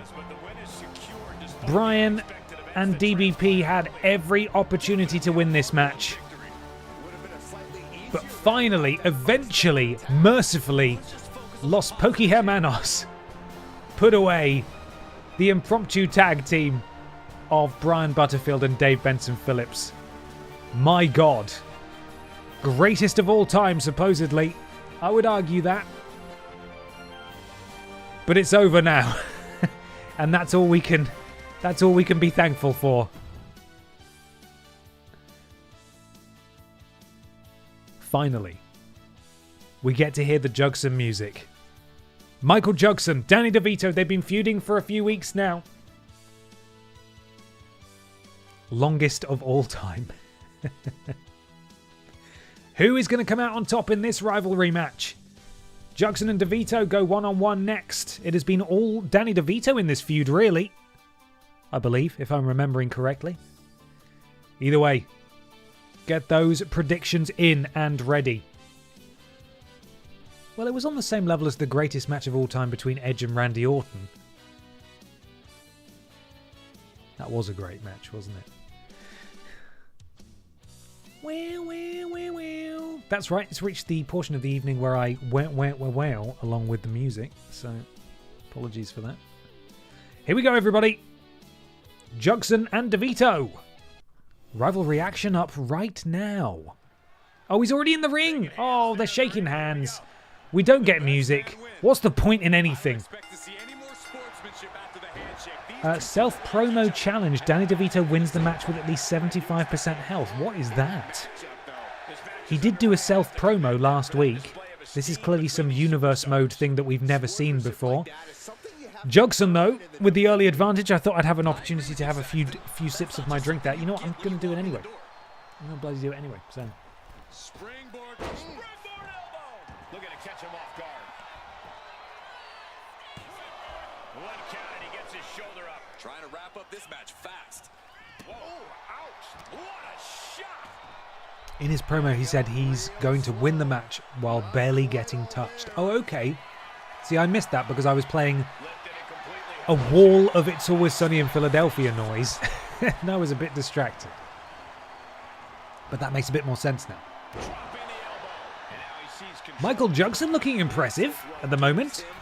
Goes to the top rope. Danny DeVito back to his feet. Jugson back down. Okay, well, that didn't really work out for Jugson there. Never mind. I've been betting on the first competitor for every match tonight and have won all but one. I think this one might not end well for me, though. Hey, you never know. This could be the one where you win big. Jugson's feeling it. He's taken his garlic supplements. He is hulking up, is Michael Jugson. He's got a head of steam. He's got a signature. I believe Danny DeVito is not going to win with 70. He's failed it immediately, just as I said that. Jugson with the springboard elbow. What is Jugson's signature? Let's see if he can hit it. To the top rope he goes. Oh, beautiful springboard missile drop kick. Not springboard at all. Top rope missile drop kick into the cover. Looked like Danny DeVito was barely conscious, but manages to kick out at one. Jugson, though, still with the signature and then presumably a finisher. Takes out the knee. Springboard. Oh, cleans the clock of Danny DeVito. That is beautiful from Michael Jugson, and he goes straight to the top rope. This could be his finisher. Oh, he hits it. Oh, that is a beautiful sequence of moves from Michael Jugson into the cover. Could he put Danny DeVito away just like that? Oh, and he bloody does. Oh, my God. I thought the days of short matches were behind us, but the garlic dip there, absolutely wiping out Danny DeVito. Unbelievable.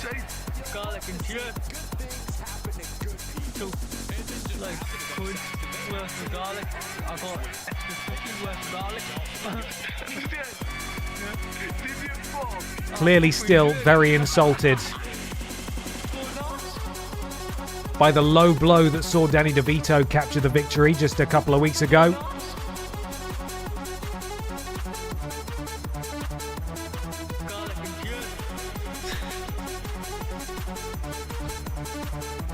Go on, Husk. Oh, God. It's so good, man. It's so good. No, you're the best at fucking pulling stunts on your pedal bike. Well, I'm being doing stuff. Unbelievable from Ben Cooper there. Unbelievable. Well, that was a really short match, but you know what? We'll take it after the gargantuan match that we just sat through. We have another tag team match now, though. And I swear to God, if we don't get the entrance music for this one, I'm going to be fucking furious. BB and Tina take on the undefeated Dark Picture Pals, who somehow have still not had a tag team title opportunity. I don't know when it's going to happen. I don't know when the game is going to let us have it. But surely it's a matter of time. These guys have not been beaten. Clearly had their time cut after the previous match went long. That must be it. That's got to be it.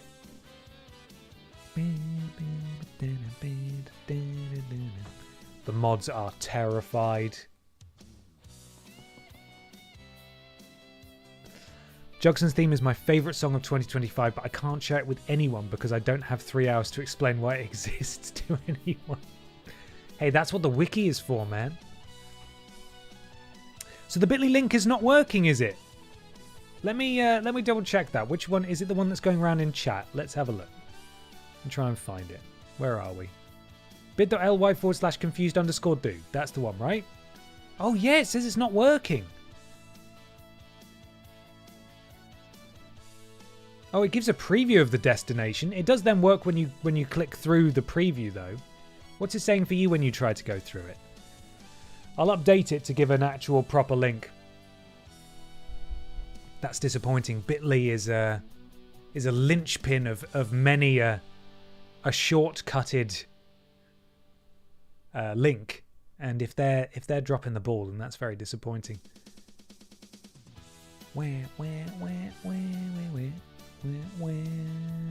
Donations underway, everybody. Get stuck in. There we are. I've updated the timer, but there is the actual link. Apologies for that, and also thank you for even considering it in the first place. But and absolutely no pressure to follow through either. That's a shame. That's a shame about Bit.ly. We use Bit.ly for so many things because links are often big and ugly and take up a lot of character limit, and Bit.ly helps an awful lot. So, okay. Up next, BB and Tina against Dark Picture Pals. Let's do this thing. I didn't even check to see if entrances are on. I think they were saying nope to you asking if they were having problems. Okay. That's me not understanding you. My apologies. That's my bad. Either way, though, I've updated the link now. Right. Let's crack on with the wrestling. That I do know. Does he know it? He thinks he does. He's doing his best regardless. BB and Tina against DPP right now. Oh, we've got actual entrances this time, thank fuck. And here they come. It's BBX now.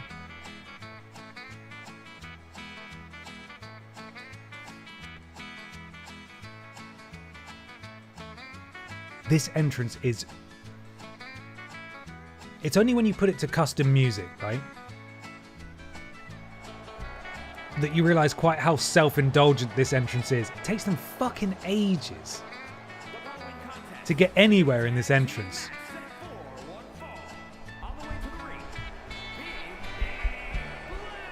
Bibi and Tina, icons of Napril, quite frankly up against their stiffest challenge yet. Good to see that Tina is still walking the same way she was last week, or was that BB? I have no idea. I can't tell them apart.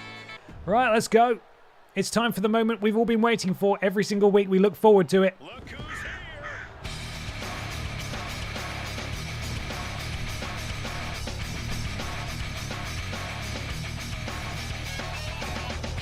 In the house of ashes, my demons rise.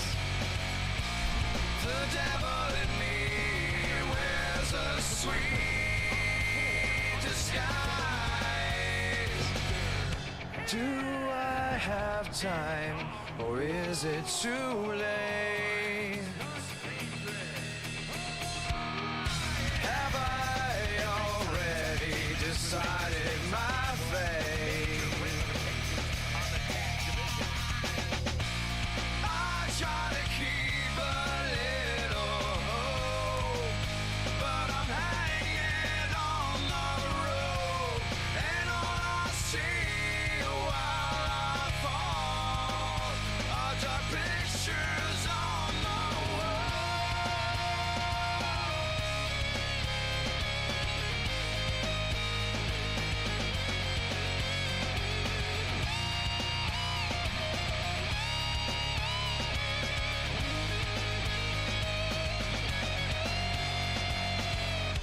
Do I have time, or is it too late? Have I already decided mine? I try to keep a little hope, but I'm hanging on the rope, and all I see while I fall are dark pictures on the wall.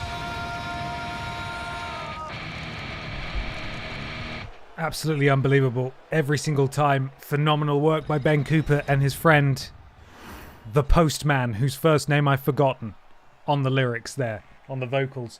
This team, of course, undefeated in BENXT thus far, and you can fucking see why. Look at the size of Silas the Dog Boy, although BB immediately Russian leg sweep to the giant dog man. Which one of these teams possesses that X factor here? Facebuster. Surely looking to preserve their impeccable record in BENXT tonight.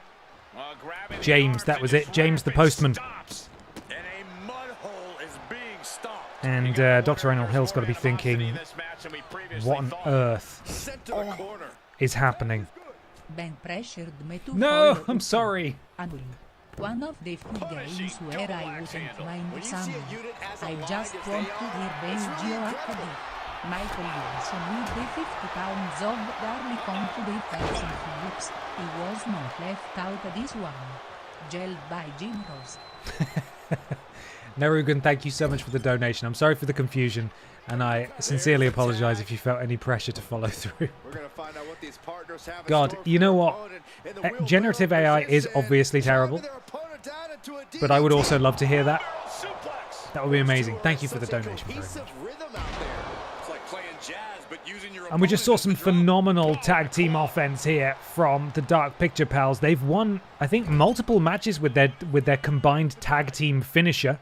I can now afford neither food nor rent. No, please! Please take care of yourself first. Oh, assisted neck breaker powerbomb into the cover. And stuff like this is why they are undefeated. This is the problem, though, is Silas the Dog Boy. He's big, but he is slow, and he wasn't able to cut off that tag. BB Blocksberg now legal in this match as Tina is no longer in the fray. She is still in the ring. She does need to get out. Referee will hopefully enforce this, and out she goes. BB now taking it to the snoot of Silas the good boy, sorry, the bad boy, the dog boy, the bog boy, into the corner, and another tag. Again, interesting tactic by BB and Tina to tag in the less fresh member of the team, but a big assisted boot to a seated dog boy, and a springboard senton for good measure. Up to the top rope now. Dr. Hill may need to intervene before too long. Massive elbow drop. Heartbreak Kid-esque, and right on cue, there comes Dr. Hill to interrupt proceedings. Of course, now Dr. Hill not able to interfere on behalf of Silas the Dog Boy, although Silas absolutely took the head off BB there, but Tina now back in control, and now Silas, and now Tina. God, these two are just going back and forth. I wish we could see it. This fucking referee properly in the way. And then now again, Silas the Dog Boy in harm's way. This is not looking good for the Dark Picture pals at this particular juncture. As BB now, the one who can actually do real-life magic, back in control. The colossal rolling body of Silas the Dog Boy forced Tina off the apron, actually, to get out of his way. And BB sends Silas back into the ring.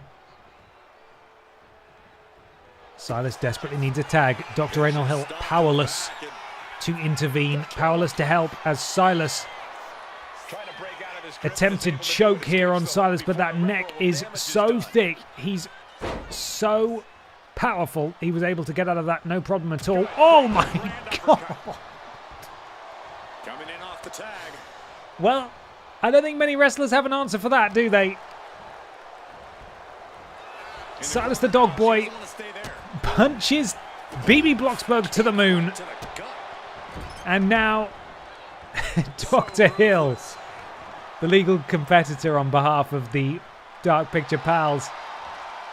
Oh, well, that's just cheating, isn't it? Dr. Hill was calling for BB to get to her feet. BB choosing to tag in Tina instead, and so Dr. Hill says, you know what, I'll just drop kick you. Doesn't matter to me. Oh no, this might not be a good move. Silas back in, although it looks like Tina's pretty much dead. Basement drop kick from the massive paws of Silas as he goes into the cover here. Silas now has his finisher, and Tina's got to be careful because Silas's finisher is that absolutely terrifying sort of cranium squeeze submission. We've seen a few people tap out to it. It's awful. And neither of these guys are going to want to take that. Thankfully, though, for this team, BB able to tag in into the cover. Dr. Hill not choosing to get involved. Kick out of one by Silas the Dog Boy. Boot to the stomach. BB does have a signature. She takes down the Dog Boy. Dr. Hill's got to be careful. He can't let his dog man, take too much damage in this match. And Silas, quite frankly, we've not seen him canine handled like this before. Oh, and a tag. Very timely indeed. Oh, BB able to run around basically the entire ring. Oh, and a dropkick. Takes out Dr. Hill. He sacrifices some of his signature bars. You saw his blue bar drop there to roll out. And it has worked for him as he takes advantage on the outside. Butterfly underhook suplex. Oh. And again, looked like BB maybe sacrificed some of her bar there as well, but actually didn't. She just got to her feet very quickly. And now the much fresher member of the Dark Picture Pals is in control. Counter from BB. Up to a count of 6. They have until 10. Oh, they are taking way too long. We cannot have this end via count out. Oh, God, we actually might. This move is taking forever. Up to a count of 8. Dr. Hill needs to get to his feet. Come on. No. We can't have it end like this. Oh, for fuck's sake. That is absolutely an awful way for these two to lose their first match. What a fucking awful end. Oh, BB and Tina win via countout and they're celebrating like they won the titles. That is absolutely awful. The Dark Picture Pals' perfect record has been besmirched tonight. Almost as if BB and Tina knew they couldn't beat them in a head-on fight. D-Generation Hex upsetting the BENXT universe. Winning via countout. That is disappointing. That is boring. We don't like to see that. I wouldn't be surprised if we make sure that the Dark Picture Pals get a rematch at Survivor Series this weekend. Rubbish. Absolute rubbish. And the crowd is booing, and quite frankly, I don't blame them. That is not what we came to see. We do not like to see matches won via countout. And hello, Raiders!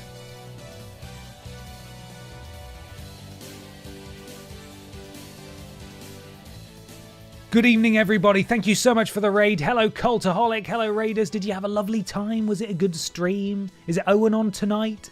I feel like I ask this question every week, but I frequently forget. It was Sam. Sam. Hi, Sam. How you doing, man? Oh, thank you so much for the raid. Guys, you've just joined me at a fucking awful time.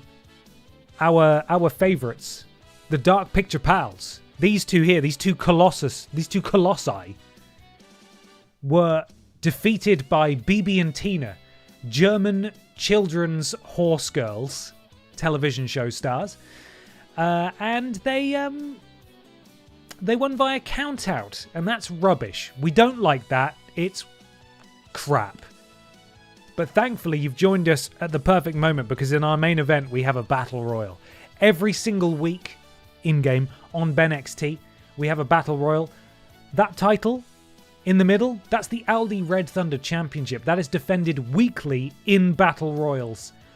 Nobody has held it for more than 2 weeks. The inaugural winner was Simon Miller. He held it for 2 weeks. Then Grimace off of McDonald's held it for 1 week. Then Chavo Guerrero held it for 2 weeks. And now, Funky Gal Barbara Piss is the current champion. Who will be walking out tonight as the champion? Will it still be Barbara? You can get your predictions in now. You can wager your channel points if you fancy. Who's going to do it? Who's winning the Battle Royal? I need to take a photo of the running order so I can play the correct music. Let's do this thing. Ka-chow. There we are. Got it. Up first is Bonklin. That's crazy. We've not seen Bonklin before. Ben Potter is in this match, but he's legally different from me. I don't know who that guy is. I've never seen him before in my entire life. So, who's to say what's going to happen? Predictions now open. Wager away. If you have channel points to use, and even if you've just joined a raid, you've got channel points. Who do you think's going to win? The entrants in this, apart from the current champion, were decided by a wheel. We have Bonklin making his debut from my Pokémon Nuzlocke streams. Connor from Detroit Become Human. Mona Wanks from Playboy The Mansion The Game. Funky Barbara Piss. It's Barbara Piss. Legally different Ben Potter. Again, I don't know who that guy is. And Santina Morella. Real life actual wrestler. Narugan, thank you so much for the resub. 3 months. Appreciate you. And also thank you Techiweo for the bits as well. Forgot to say. Thank you very much indeed. Is Ben Potter here Babs' father? No, these guys don't know each other. They've never seen each other before in their entire lives. So, total mystery. Total mystery. Just a bit more time to get your predictions in as we defend the ALDI Red Thunder Championship in a Battle Royal, as we love to do here on BENXT. Is scheduled for one fall and is for the All-Star Ring Total Championship. And here he comes. We have not seen Bonklin in singles action as yet. He is but a manager, and the wheel has called for him. It's a big time opportunity, Byron, as the title will be on the line here. to enter this battle royal. Can he go all the way?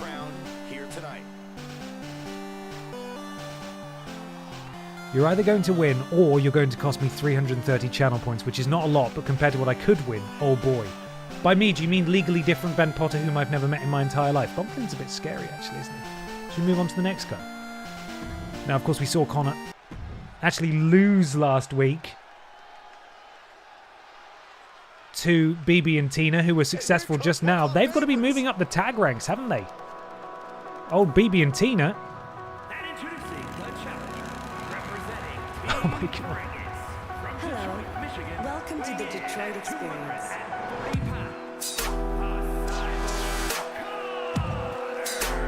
You know what? He's actually quite scary as well.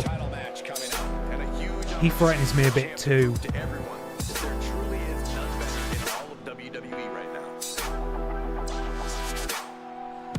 He is going to lick it. And he looks way more focused than he did when we saw him in tag team action with Lieutenant Hank Anderson. Let's have a look at the wrestlers we've got in this match. 1, 2, 3. Okay, so 2 members of this match have been champions in BENXT before. That is Ben Potter and Santina Marella, who have been tag team champions, not together, with their own separate teams. Obviously, Funky Barbara Piss is the current ALDI Red Thunder champion.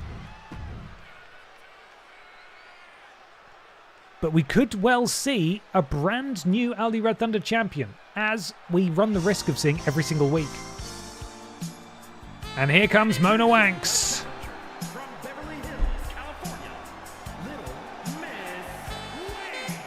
This is a big-time opportunity, Byron, as the title will be on the line here. You're right, Michael. And judging from the response on social media heading into this match, we're likely to see a new champ crowned here tonight.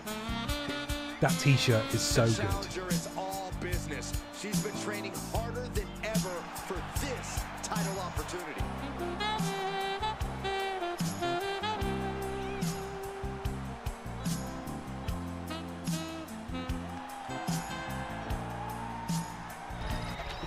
Right, get those salutes up, everyone. Your champion is making her way to the ring. She finally won something. She finally won something, and it's some actual gold. It's pissy time. It's Barbara Piss. Although, to be fair, actually, she was the inaugural BENXT Women's Champion. I keep forgetting about that, but she was the default going into our first episode, and I think she lost it pretty quickly. So. Can Barbara Piss level the record set by Chavo Guerrero and Simon Miller in BENXT, that being 1 successful defense?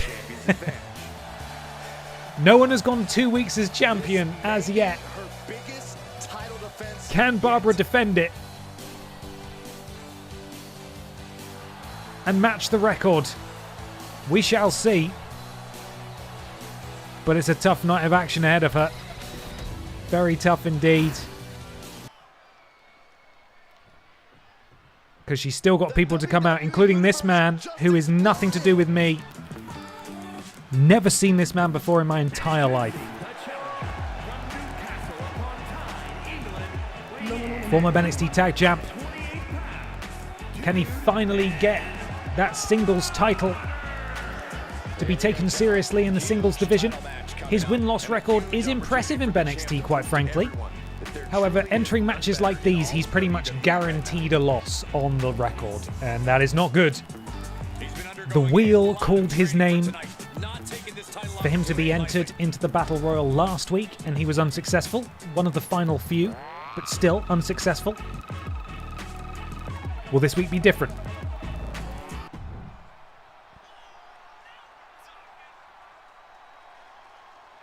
And finally, we love him. We've all seen him. It's Italy's favourite son, Santina Marella.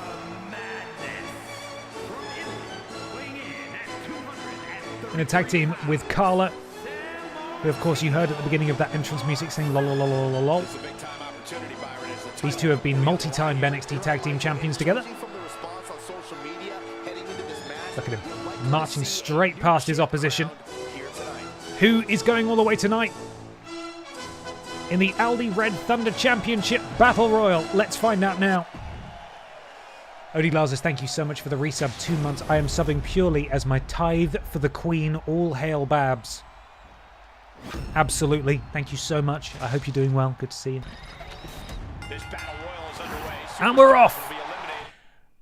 And I'm off because EE Tim feels actually very jealous that he's not in this match, and I need to go and console him, and also I need a wee. So I'll be right back.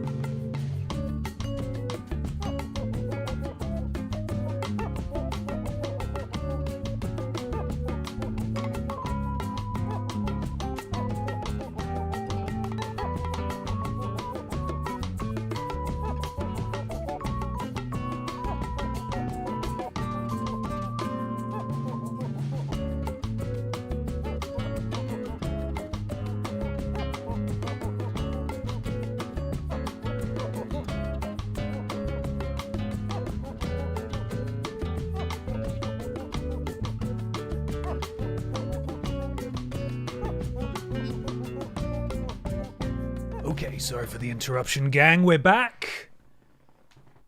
Let's do this battle royal. 6 people. 1 champion, 1 championship. Who will be walking out tonight as the ALDI Red Thunder champion? Let's go. Let's go. Santino taking it to the champion. Bonklin and Mona Wax. And Connor and Ben Potter. Oh my god, I think Connor... What the hell was that? Can we see a replay of that? Are we able to go back? What the hell happened in there? Keep your eyes on the back there. What the fuck did he hit him with? What the hell is that? What did he hit him with? That's insane. He is a robot, to be fair. He probably shouldn't have been allowed in this match at all. So, unbelievable. Connor using his android strength. Please nerf Connor. He's too strong.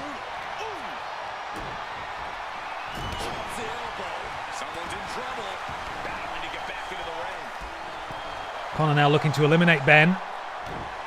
Wanks and the champion going at it. Bonklin and Santino Marella. Bonklin, quite frankly, given that he's never wrestled a match in BENXT, I sort of assumed he'd be thrown out immediately. And now you see Wanks with the full mount on Barbara Pierce. And Bonklin looking to chop down the multi-time BENXT Tag Team Champion Santino Marella. And Bonklin potentially looking to eliminate Santino here. Gets him into position. I don't know if Santino's damaged enough or, quite frankly, if Bonklin has the stats for it. Oh, Santino holding on. In the background, Ben Potter, legally different from me, able to... Oh, this is just that he's being bullied by Barbara and Connor. Is Ben Potter different man? And now Ben, at risk of being eliminated by Connor, manages to hold on. Connor continues to... Oh, and there goes... Oh, I thought Bonklin was being eliminated by the champion there. Bonklin able to cling to... this match, is that right? Is that a sentence? Oh, and look at the power of Ben, that sort of rotating Michinoku driver from Ben Potter to Connor. And Mona Wanks, the knee directly to the face of Ben. And now the champion, oh, countered by... There's a shoulder breaker happening. The camera angles are changing all over the place. I don't know what's going on. Ben able to duck out the way of Santino Marella, who now drops down and uppercuts Ben. Connor taking it to the champion. Connor now on the outside. Bonklin potentially looking to get the elimination, but no, says Barbara Piss. She decides she wants to attack Bonklin instead, who counters. Bionic elbow from Ben Potter to Mona Wanks. This game needs more epic announcers. This King Ross guy in WCPW, whatever happened to him would be perfect. Honestly, if I could get one of the Cultaholic guys to guest as a commentator, just get Tom. Just get Tom to do like a what happened at BENXT. Can you imagine? It'd be great. I'd love that. I'd have to pay them though, they're busy. Oh, Ben looking to eliminate Connor, and he does so. Connor is gone. Ben with the first. Oh, and Santina Marella is gone. And Ben landing bum first in the middle. We lost two very quickly there. Santina Marella and Connor have been eliminated from this match. We're down to Ben Potter, Mona Wanks, Barbara Piss, and Bonklin. Ben, repeated strikes to the ribcage of Mona Wanks. Snap suplex there. And now the champion. Potentially eyeing up her biggest competition in this match. Of course, I don't believe that personally because I don't know who Ben Potter is. Different guy legally. Different guy. Bonklin attempting to lift up the champion. Didn't work. Barbara Piss now hoisting up Bonklin like the child that he is. Hanging him up on the top rope. Oh, and turns around. Sees Ben charging in. Manages to take him down. Oh, and look at the power. The deadlift. Gorilla press. To Ben Potter. And oh, that's an awful long way for Ben to fall. He's a big man, but it still hurts an awful lot. Mona Wanks powering out of the champion's assault. Uh-oh, Barbara needs to be careful here. Counter from Barbara. Mona sent into the corner instead. Now Bonklin looking to try his luck. Looking to eliminate the champion here. Mona turns her attention to Ben Potter, sends him into the corner. Different guy, don't know who he is. Oh, Barbara able to cling on, but Bonklin still attempting. Barbara powering out. Ben in real trouble there on the top rope. Mona looking to get a big elimination here. Ben says no. I was in the final four last week and I didn't come up on top. And this week it's going to be different. He eats a dropkick, so maybe it isn't going to be different. Bonklin. Oh, standing SDO from Mona Wanks.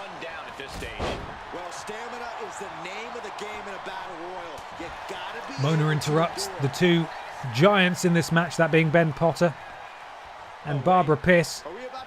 Ben now looking to eliminate the champion. Champion in real trouble here. Champion clinging on. Ben continues to press. Can he get the champion out? No. Barbara able to battle back into it. And Ben now. Oh, those body blows. We've seen him do that before.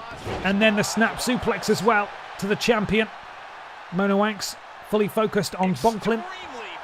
At the front of the ring, of course, we will see Bonklin tomorrow morning at 11 a.m. when I will be live for the Nuzlocke stream.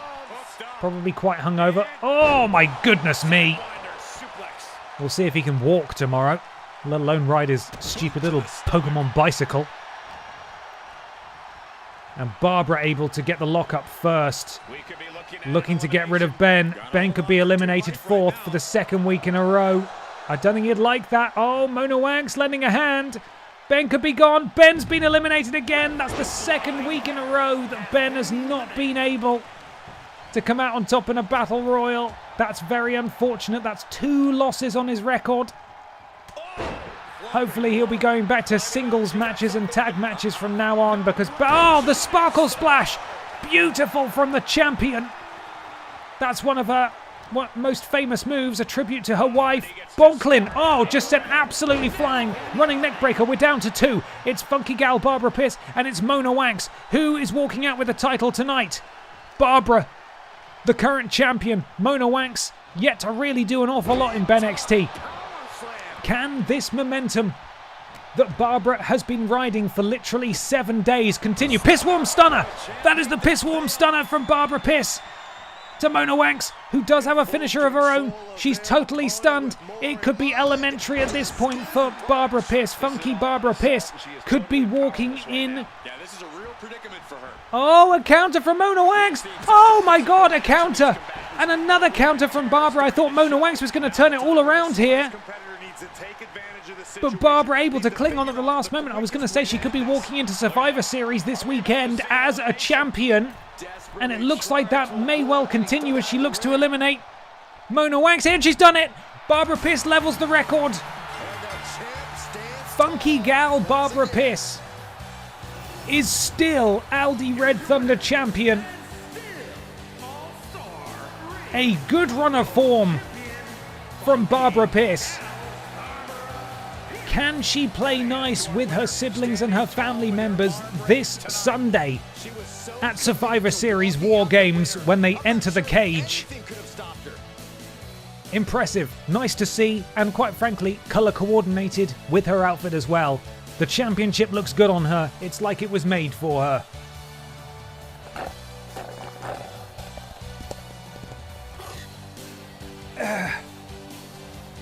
I'm reloading. I'm reloading.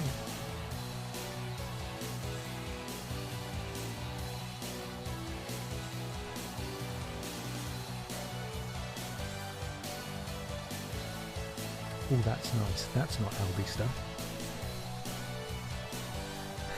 It's a good face, isn't it? Gonna hold on to that. Wargames, isn't that just Geordie for our games? You know how long it took me to decipher the Cultaholic Wrestling podcast when they kept saying War Geordie Pack? I thought, that's a cool name. War Geordie. Like he's a Geordie who's ready for war. But no, it just means our in Geordie. Years. It took me fucking years to work that out. Never mind. Barbara retains. She equals the record set by Chavo Guerrero. She equals the record set by Simon Miller. If she can defend it successfully next week, she will be the longest tenured ALDI Red Thunder champion.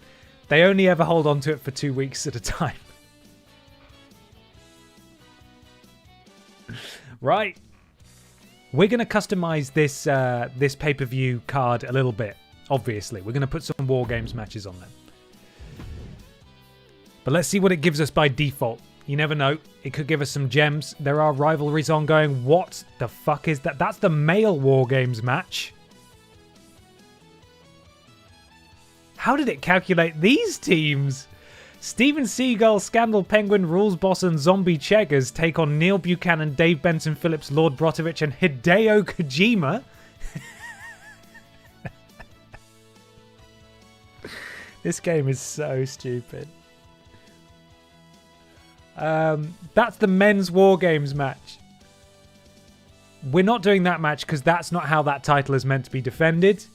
Senior Joe challenges Dick Mychinko for the men's BENXT championship. Ashley Olsen and Mary Kate. Ashley and Mary Kate Olsen, the Olsen twins, look to conclude their rivalry with Team Lickett. Pamela Anderson challenges Pippa the Cat with the Drinks Fairy in her corner. Danny DeVito takes on Michael Judson. Peter Austin with Ben Potter in his corner takes on the Chevrolet Matiz. Pal Musek and Wet Boy finally challenge the Mod Squad for their tag titles. And in the main event, oh, they've done it already. Yay! I was going to do that anyway. Tina, BB Blocksberg, the Fisher Price car, and Deronk. I don't know how it's calculated. We might customize the female participants. Take on the Piss family in Wargames. Yay, Wargames. Oh, what a silly game. I can't fucking wait. We're not going to be able to get through all of it tonight, but we're going to start it. That's for sure.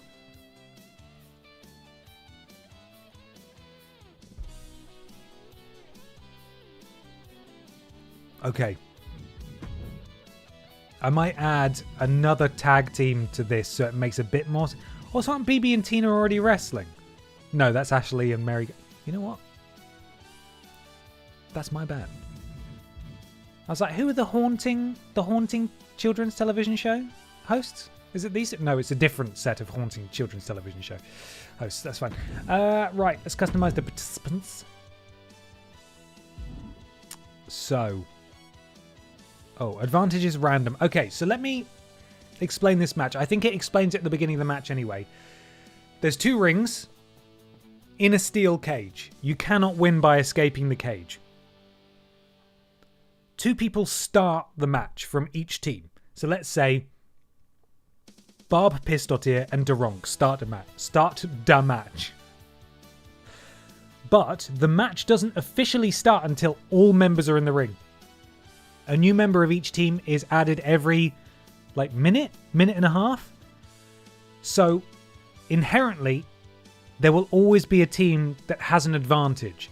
So if it's team 1, Deronk will start against Barb Pistotier, and after a minute, it'll be Deronk and Fisher Price Car against just Barb Pistotier, and Barb Pistotier has to survive for a minute until Biker Barbara Piss comes out. And that trend continues until everyone's in the ring, and then the match officially starts, at which point it's pinfall or submission to win. It's fucking chaos, but obviously there's a big disadvantage for whoever doesn't have 2 members in, or 3 members in, or 4 members in first. So I hope that makes sense. It probably doesn't. Anyway, we're going to customize some of these.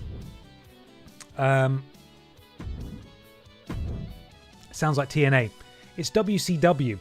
That may also explain things for people who are in the know. Right, what other female tag team can we get in here? We could spin the wheel. How would you guys feel about spinning the wheel until we get 2 female participants who are not on the card yet? Maybe we do that. Let's wheel spin. Carla, are you ready to wheel spin?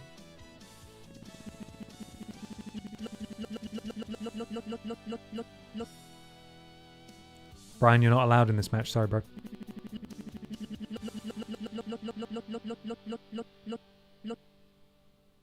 You're not allowed in this match.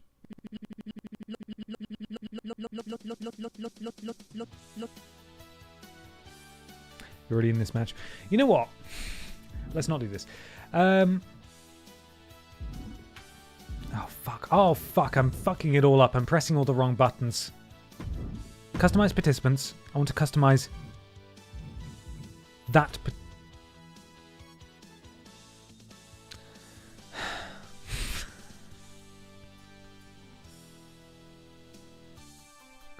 You press circle and it goes back, but no, you press X and it goes back. Circle.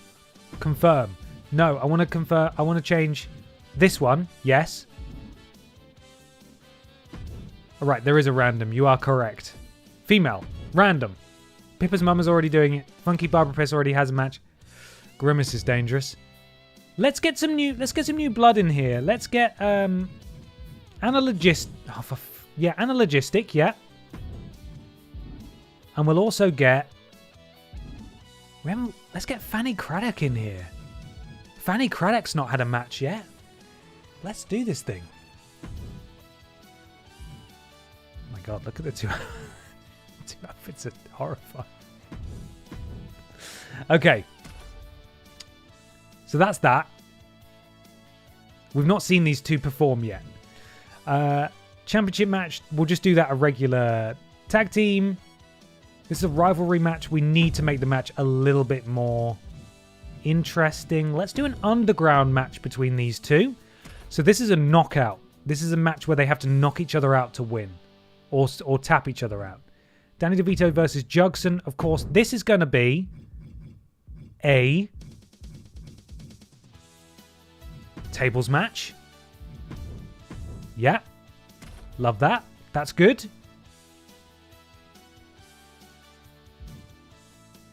That match is fine as a championship match. That's okay. Rivalry match. These two can face off in a... Let's just go for a Falls Count Anywhere match. They can do whatever the fuck... No, that's not allowed. Okay. How about an Extreme Rules... No, that's not it either. Extreme Rules match. Can you not do a 2-on-2? There we go. So they can just beat each other up. Done. Those guys can have a normal match. That needs to be a battle royal. That match is staying as it is because I don't understand it at all. So this is a battle royal.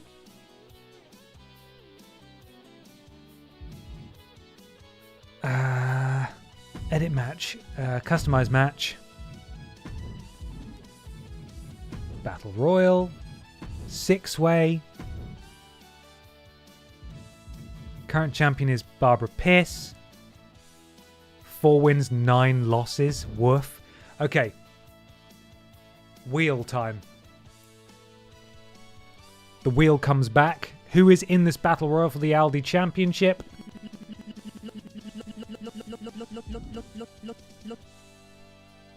Peter Austin. Interesting. He's pulling double duty tonight. Is poor Peter. But he could have some gold. So you never know.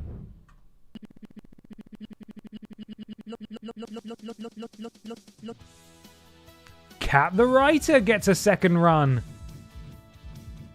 at the ALDI Red Thunder Championship. Who will the wheel summon next? You're already the champion. We spin again. Hello, Mr. Black. How you doing?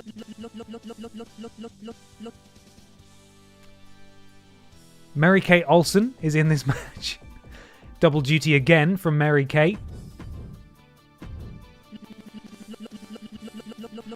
2 more spaces remain. Silas the Dog Boy could get on the scoreboard with his first bit of singles gold. He is big, he is scary.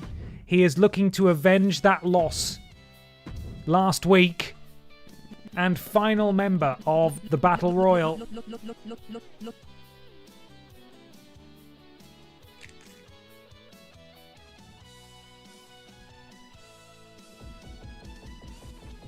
Michael Jugson,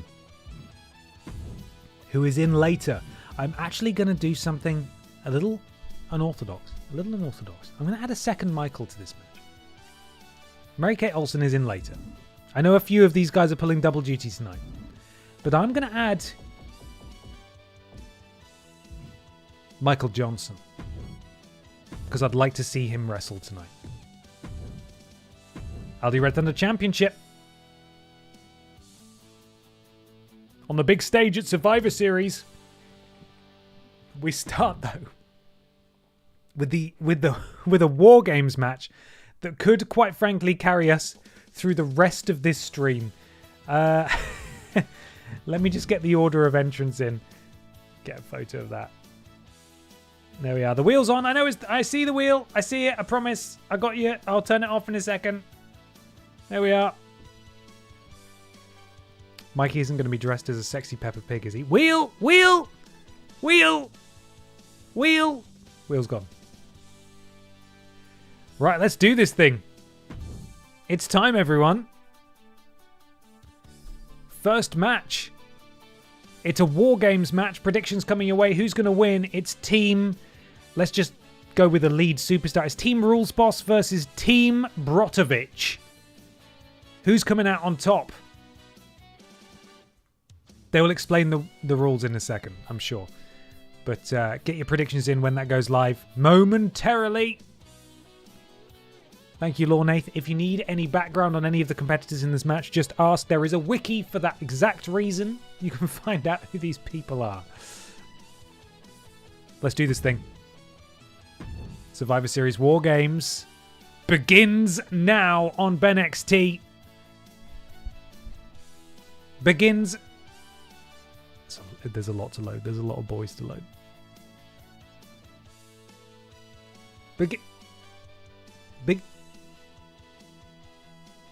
Begins now on BENXT. Listen to the instructions, everyone. Oh, we only get 2 entrances, it seems. War Games! The rules of the match are as follows. 2 teams will be contained in separate cages, with 1 member of each team starting the match. At regular intervals, alternating members from each team will be released to enter the match. The team with the advantage will be the first to have a member released into the match. Once all competitors have entered, War Games officially begins. The match can be won by pinfall or submission. Exiting the cage will result in a forfeit. Now, let the War Games begin! War Games! Look at them swaying in unison in their cages. There they are back there. Who's starting it? I think we know. Is this Steven Seagal? Please be Steven Seagal.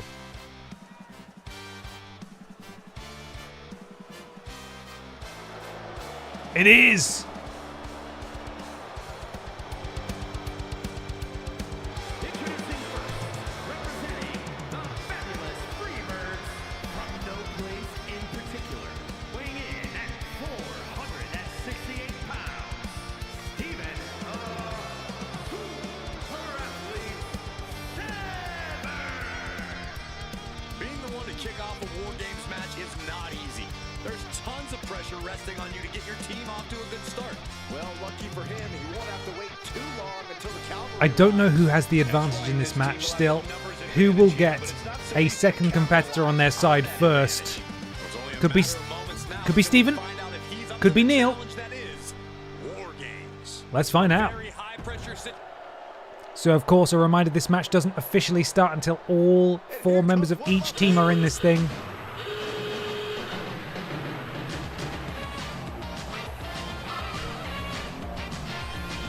This is the dumbest thing I've ever done. And there's a big list. It's documented online in black and white.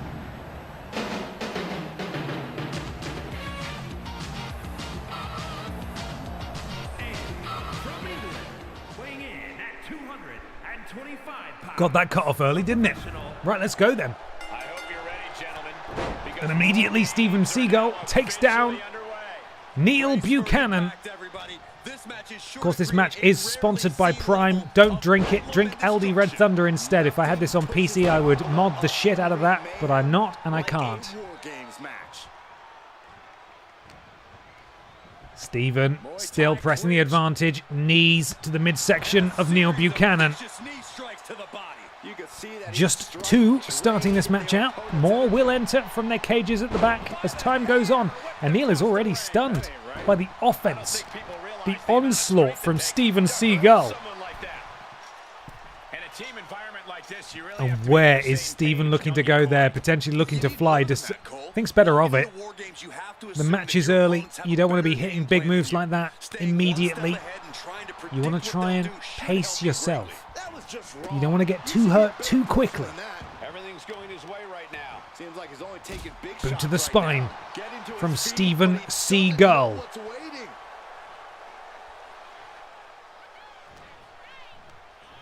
And now, counter from Neil as Steven is sent tumbling through the middle onto that metallic separator of the 2 rings. And here we go. We get to find out who does indeed have the advantage in this match. Who is getting a friend? Oh, it's Scandal Penguin. Okay, well that must be Steven then. Steven's about to get some friendship here as in comes Scandal Penguin, who goes under the ring immediately, looking to introduce some weapons to this match. Oh, he's brought a bloody table. Of course he has. Swarthy Mofo, good morning to you too. Hope you're doing well. Thank you for tuning in. Oh no, he's still not done. Oh, that beautiful forearm from Steven Seagull to Neil Buchanan. And Neil's in real trouble now because Steven's been in control since the bell rang. And now he has friends as well. He's introduced a chair, a stop sign, and a table. He's a greedy penguin. He certainly bloody is. And through comes Scandal Penguin with that chair. Oh my god, he just whacked his tag team partner with it. Well, that's not very friendly at all, is it? And Neil has got to be praying internally for a friend at this point. Oh, and just a chair thrown at Scandal Penguin, and Neil Buchanan looked to get the springboard drop kick there, but completely whiffed it. And finally Neil gets a friend in Dave Benson Phillips. The referee opens the cage at the back there, and down comes Dave.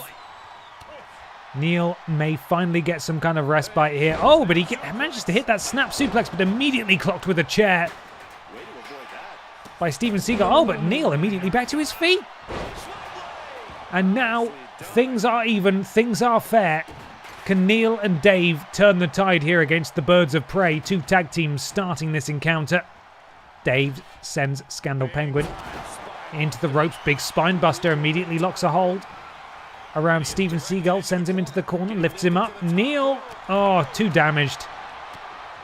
Scandal Penguin able to take advantage before Neil can really get rolling in this. Oh, and look at that draping cutter. A Big Ben almost. But he can't lift the big bird from Russia. Steven Seagull takes him down. Raining down those strikes. Scandal Penguin sets up the table. And in a matter of moments, the Birds of Prey will have a friend as well. Things going from bad to worse for the beloved kids, 90s Kids TV show hosts, as Rules Boss, surprisingly, on the team of Scandal Penguin and Steven Seagull. Swarthy Mofo, thank you very much for the resub. 3 months. What the Christ is this? I mean, what do you want? Well, what can I explain for you? I'm happy to do it, but it's going to take me a while. Multiple-time BENXT World Champion, men's champion, enters the ring, and it's 3-on-2. Did you see Scandal Penguin there just hopping between the ropes? He missed the ultimate attack, but still managed to turn around and level Neil Buchanan with that clothesline. Big disadvantage here for the two men from British children's 90s television. Scandal Penguin up to the top rope, looked to go for the coup de grace. Neil Buchanan managed to get out of the way, sends him into the steel cage. Neil is hulking up as poor Dave is being teamed up on 2-on-1 by Rules Boss and Steven Seagull there. My goodness me.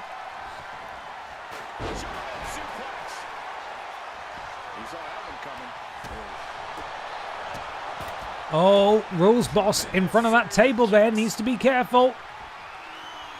Dave Benson Phillips sends him straight through the table. Rules Boss possibly down for the count. This is exactly what Neil and Dave needed to buy themselves some time. It's not going to be long before Lord Brotovich is there to help them out.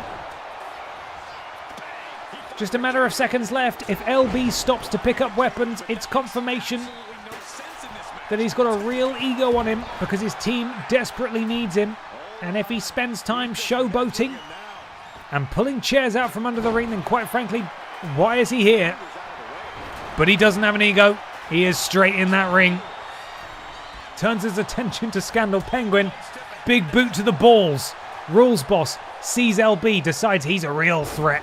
And now we're back to level pegging here, 3-on-3. Spagbutt, thank you very much for the resub, 3 months. Filthy VOD merchant, but wanted to jump on for my sub and to suggest the introduction of EE Tim's evil brother, OO Tim, to the roster. Is OO Tim just EE Tim with an inverted colour palette and his music is like 3 octaves lower? Is that how it works? Oh dear, despite the introduction of Lord Brotovich, it appears that the advantage held by Team Rules Boss still holds true here. These guys have been hurt an awful lot. Although, Lord Brotovich planting the skull, the beak of Steven Seagull into the canvas, although he admittedly immediately gets picked up and planted by Scandal Penguin. Oh no, Neil tapping already. You may have seen that there, Neil tapping out to Rules Boss, but of course this match hasn't officially started yet. This spells a pretty disastrous outcome at this early juncture for Team Brotovich. If his teammates are already tapping out and the match hasn't even begun, in comes Cheggers, who of course, lest we forget, is dead. Zombie Cheggers brought a rubbish bin to the ring and potentially looking to put Lord Brotovich straight through it. Lord Brotovich able to slide out the back door though. Oh my goodness me. It is all Team Rules Boss thus far. One member remaining of Team Brotovich, that of course being Hideo Kojima, who we did not see last night at Gamescom Opening Night Live. But is it elementary already at this point for Team Rules Boss? They have had the advantage for so long. and they are fully in control. It could well be that Hideo Kojima, despite being the freshest man in this match, immediately walks into a chair. A pin happens straight away. Oh, and Lord Brotovich has been busted open. That flash of red there, Lord Brotovich is bleeding. It appears Steven Seagal split the face open of LB. 3 seconds remain. And Hideo Kojima makes his way down to the ring, and finally this match will actually begin properly at Survivor Series Wargames. And then it's going to be a total free-for-all. Who's going to pin who? It's very difficult to keep track of who's doing what. Hideo Kojima, of course, taking some time for himself. He's got to make it all about himself. A Hideo Kojima match, if you will. Directed by Hideo Kojima.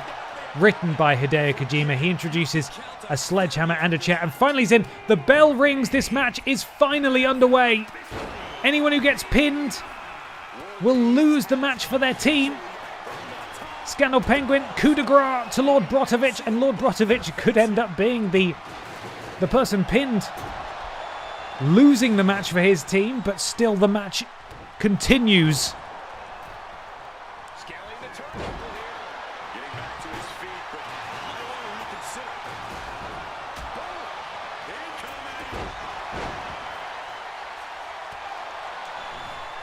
What's happening?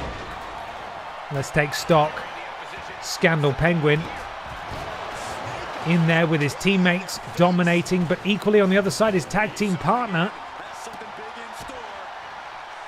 Steven Seagal is in there against two of the enemy team, Hideo Kojima and DBP, looking to just dominate this Seagal, although Steven Seagal able to intercept Hideo Kojima and cut him off at the pass. And I mean, I don't want to speak too soon, but it's still looking really bad for Team Lord Brotovich as Neil Buchanan is being beaten up by 3 people. And Steven Seagal, quite frankly, is holding his own against 2 of the opposition. Neil Buchanan, sorry, that should be Hideo Kojima, smacked in the face with a stop sign. DBP attempting to intervene, but countered by Steven Seagal. I'm trying to keep track of what's going on. Top rope elbow drop from Rules Boss. Oh, there's a pin happening. Lord Brotovich breaking it up for his team. DBP planted.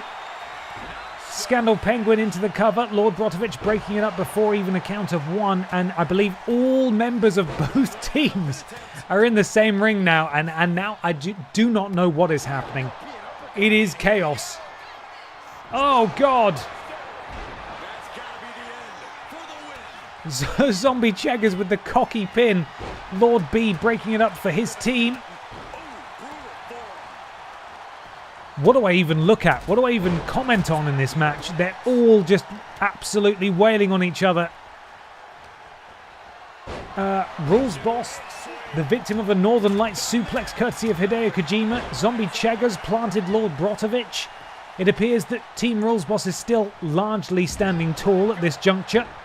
Although Hideo turning the tides there. Neil Buchanan as well with that spinning back elbow, dropping Steven Seagal. And now maybe it's Lord Brotovich who is largely in control. Zombie Cheggers attempting to choke the life out of Neil Buchanan, who may well tap, but he doesn't. He's just stunned. This is a very hard match indeed to commentate on. But it is still Team Rules Boss who are thoroughly in control, unless you look in the left-hand ring, in which case... Oh, and Team Cheggers! Apparently it's Team Cheggers when I think that was Rules Boss's team. Can we get confirmation there? It is! Team Rules Boss have pulled off the victory. That is precisely what happens when you get the advantage early. You have a second member join as soon as possible, and the other team is thoroughly on the back foot. Unfortunately for Team Brotovich, this match is chaos. It is very difficult to know who is doing what at any given time. But Team Rules Boss stands tall at Survivor Series Wargames in the men's bracket. Bloody hell, we still have one of these matches to go for the women. Of course, the Piss family in one corner. And you'd hope that those guys are on the same page. Blimey O'Reilly.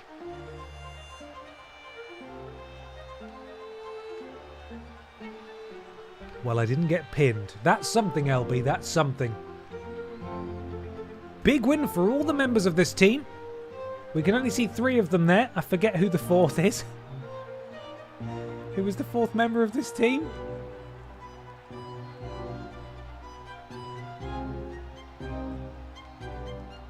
Zombie Cheggers, of course. Cheggers got the pin. Lest I forget, Team Cheggers. Shut up, Cheggers. You're dead. Come on, man. All of these guys getting a huge momentum boost out the back of Wargames. You have to imagine Birds of Prey maybe moving up the tag division. Rules Boss potentially positioning himself for another BENXT Men's Championship opportunity. Zombie Cheggers maybe challenging for the Wide title very soon. Interesting that the Wide Championship is not on the line this weekend at BENXT Survivor Series Wargames, but, you know, it is what it is. We move on, though, because we have another colossal match coming our way. And this, in all likelihood, will be the final match of the night. Funky Barbara Piss looks to defend her ALDI Red Thunder Championship against the game opposition of Peter Austin, Michael Johnson, Cat the Writer, Silas the Dog Boy, and Michael Jugson at Survivor Series Wargames. Now, if Barbara wins, she levels the record. No one has ever gone 2 weeks with the title. People have gone 1 week with the title. No one's ever gone 2 weeks. Simon Miller, Chavo Guerrero, 1 week reigns. By which I mean they have managed to retain it the following week. So is that technically 2 weeks? I'm not entirely sure. Either way, if Barbara wins tonight, she levels the record. If she wins next week, she beats the record. Let's see what happens. Predictions coming your way momentarily. Let me take a photo of that card so I don't fucking forget it. Absolute chaos. The ALDI Red Thunder Championship defended in a Battle Royal once again. Momentarily. Let's get underway. Potential for a lot of brand new champions here. Silas the Dog Boy, not yet a champion. Cat the Writer, not yet a champion. Peter Austin, former tag team champion. Michael Johnson making his debut. Michael Jugson, not been a champion before. High stakes in this match. Get your channel points wagered. Let's see what happens as we get underway. The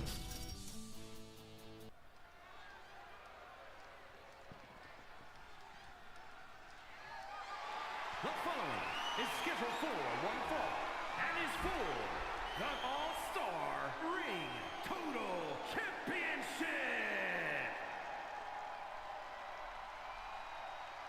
The WWE Universe just exploded.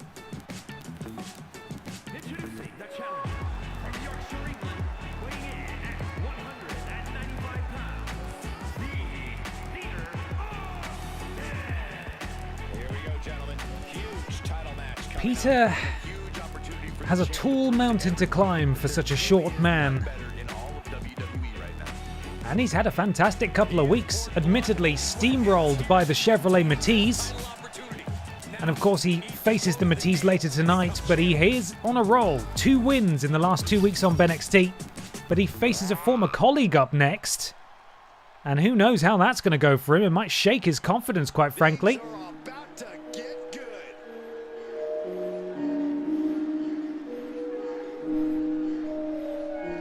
We got that doggy shit, nah, I ain't talking sexual.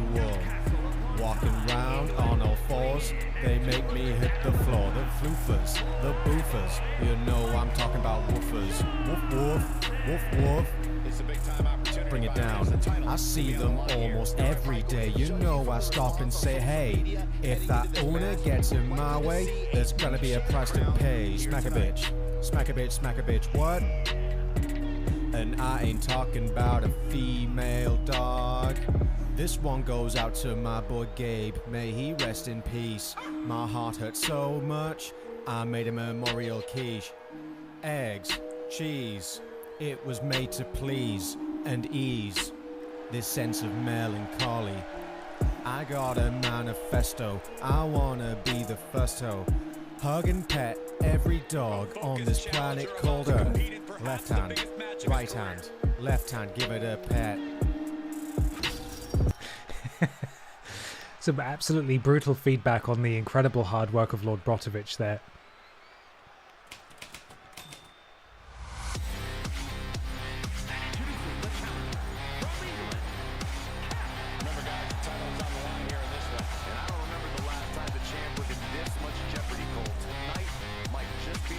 Cat the Writer with a second chance here. Michael Johnson with his debut. Thank you very much, Lord B, for bringing Michael Johnson to life. I appreciate you. Second Battle Royal for Cat. Is this the time? We will find out. Not long to go. First, though, we need the entrance of the champion after a colossal slump in BENXT that, quite frankly, was built for her. She is finally a champion, and a seemingly dominant one at that, question mark. We shall see in this match. And introducing the champion from Newcastle upon Tyne, England, the All-Star Ring Total Champion, Funky Gal Barbara. Of course, the title is on the line in this one, guys. And don't be surprised if history is made here tonight. I know the champ has looked good as of late, but I'd say the opposition has looked just as good, if not better. Barbie Piss looking to equal the record tonight for the ALDI Red Thunder Championship. Not a fun title to have to defend, but she's doing her best nonetheless. Is our gal Barbara. The rest of her family in the main event tonight in the Women's Wargames match. We shall see how they get on. Will it be a big night for the Piss family?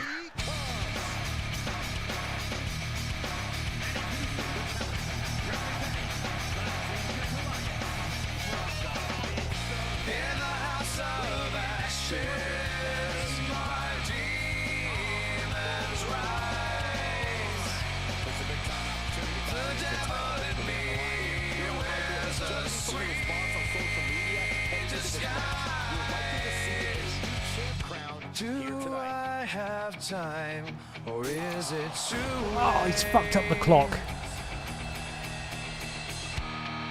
Have I already decided my fate? I try to keep Really, I should set his entrance to Kane's, shouldn't I? Kane is far more Silas's style, I feel, rather than the Boogeyman.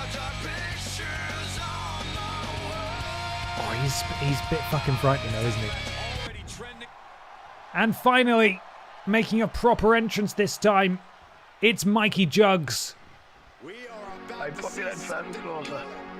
Hey, comfortable there. Looking to win his first title in BENXT. You're fucking mad, aren't you? What have you had for your teeth? Garlic and cheese. Like good worth of garlic. I got extra cheese worth of garlic. Did you fuck? I fucking did. Huge title match coming up, and a huge opportunity for the champ to prove to everyone that there truly is none better in all of WWE right now. Garlic and cheese. Look at you. He's been waiting a very long time for this title opportunity. I hope he's ready. Yeah, I've been told you're the fucking best on a fucking pedal bike at doing stunts and that. I fucking did. No, you're the best at fucking pulling stunts on your pedal bike. Well, I haven't been doing stuff.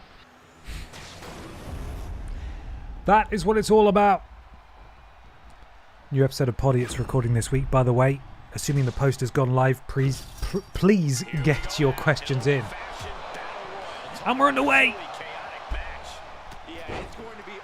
ALDI Red Thunder Championship on the line. Michael Johnson making his debut.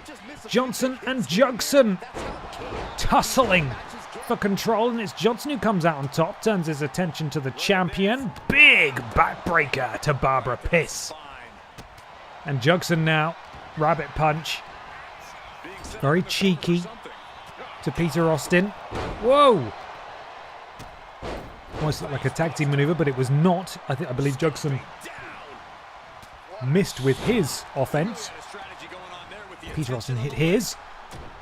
Now, you would imagine for everybody in this match, Silas the Dog Boy is probably the real threat because he's big. I was desperately searching for the word I was looking for here. So if they had any sense in their brains whatsoever, they would probably look to be eliminating. Oh, big flatliner from Peter Austin there. Silas the Dog Boy, of course. And Silas, I think, is trying to eliminate someone. We're not able to see it, though. No, everyone's still in this thing. Barbara taking a breather. And Silas now hoisting up Michael Johnson, smashing him down. Cat the Writer looking to do a sort of backflip, back elbow to Michael Jugson, but he saw it coming. Overhand chop from Michael Johnson to Jugson. Oh, beautiful.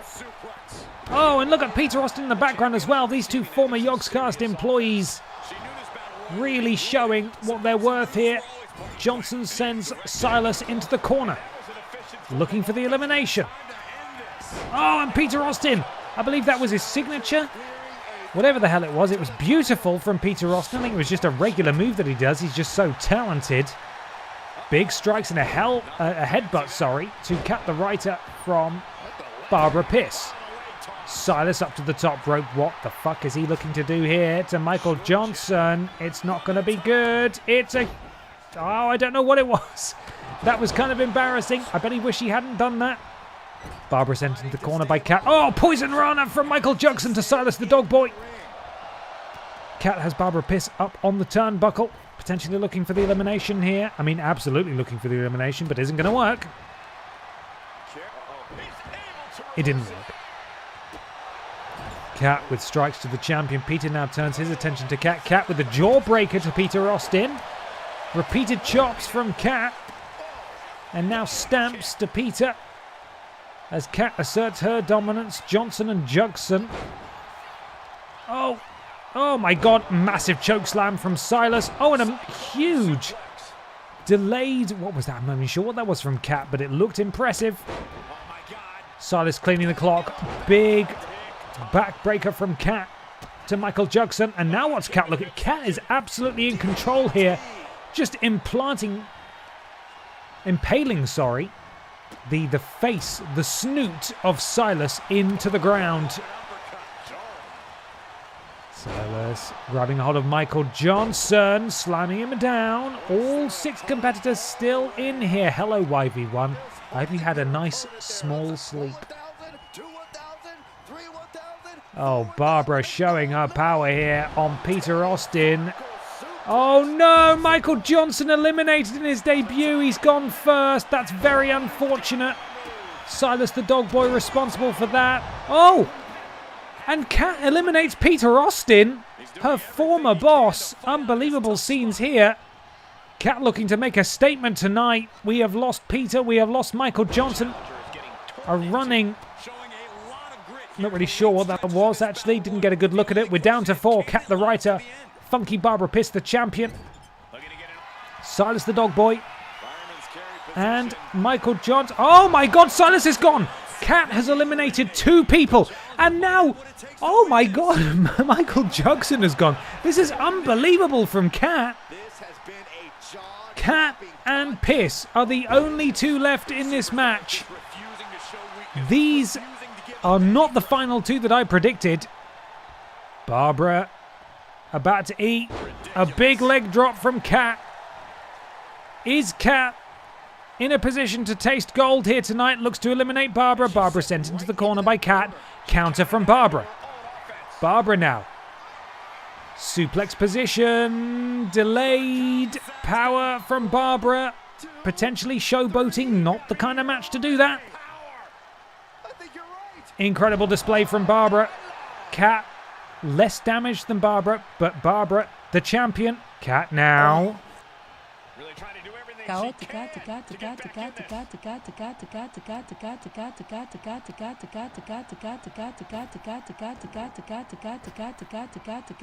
Scoop slam from Barbara Piss to Kat.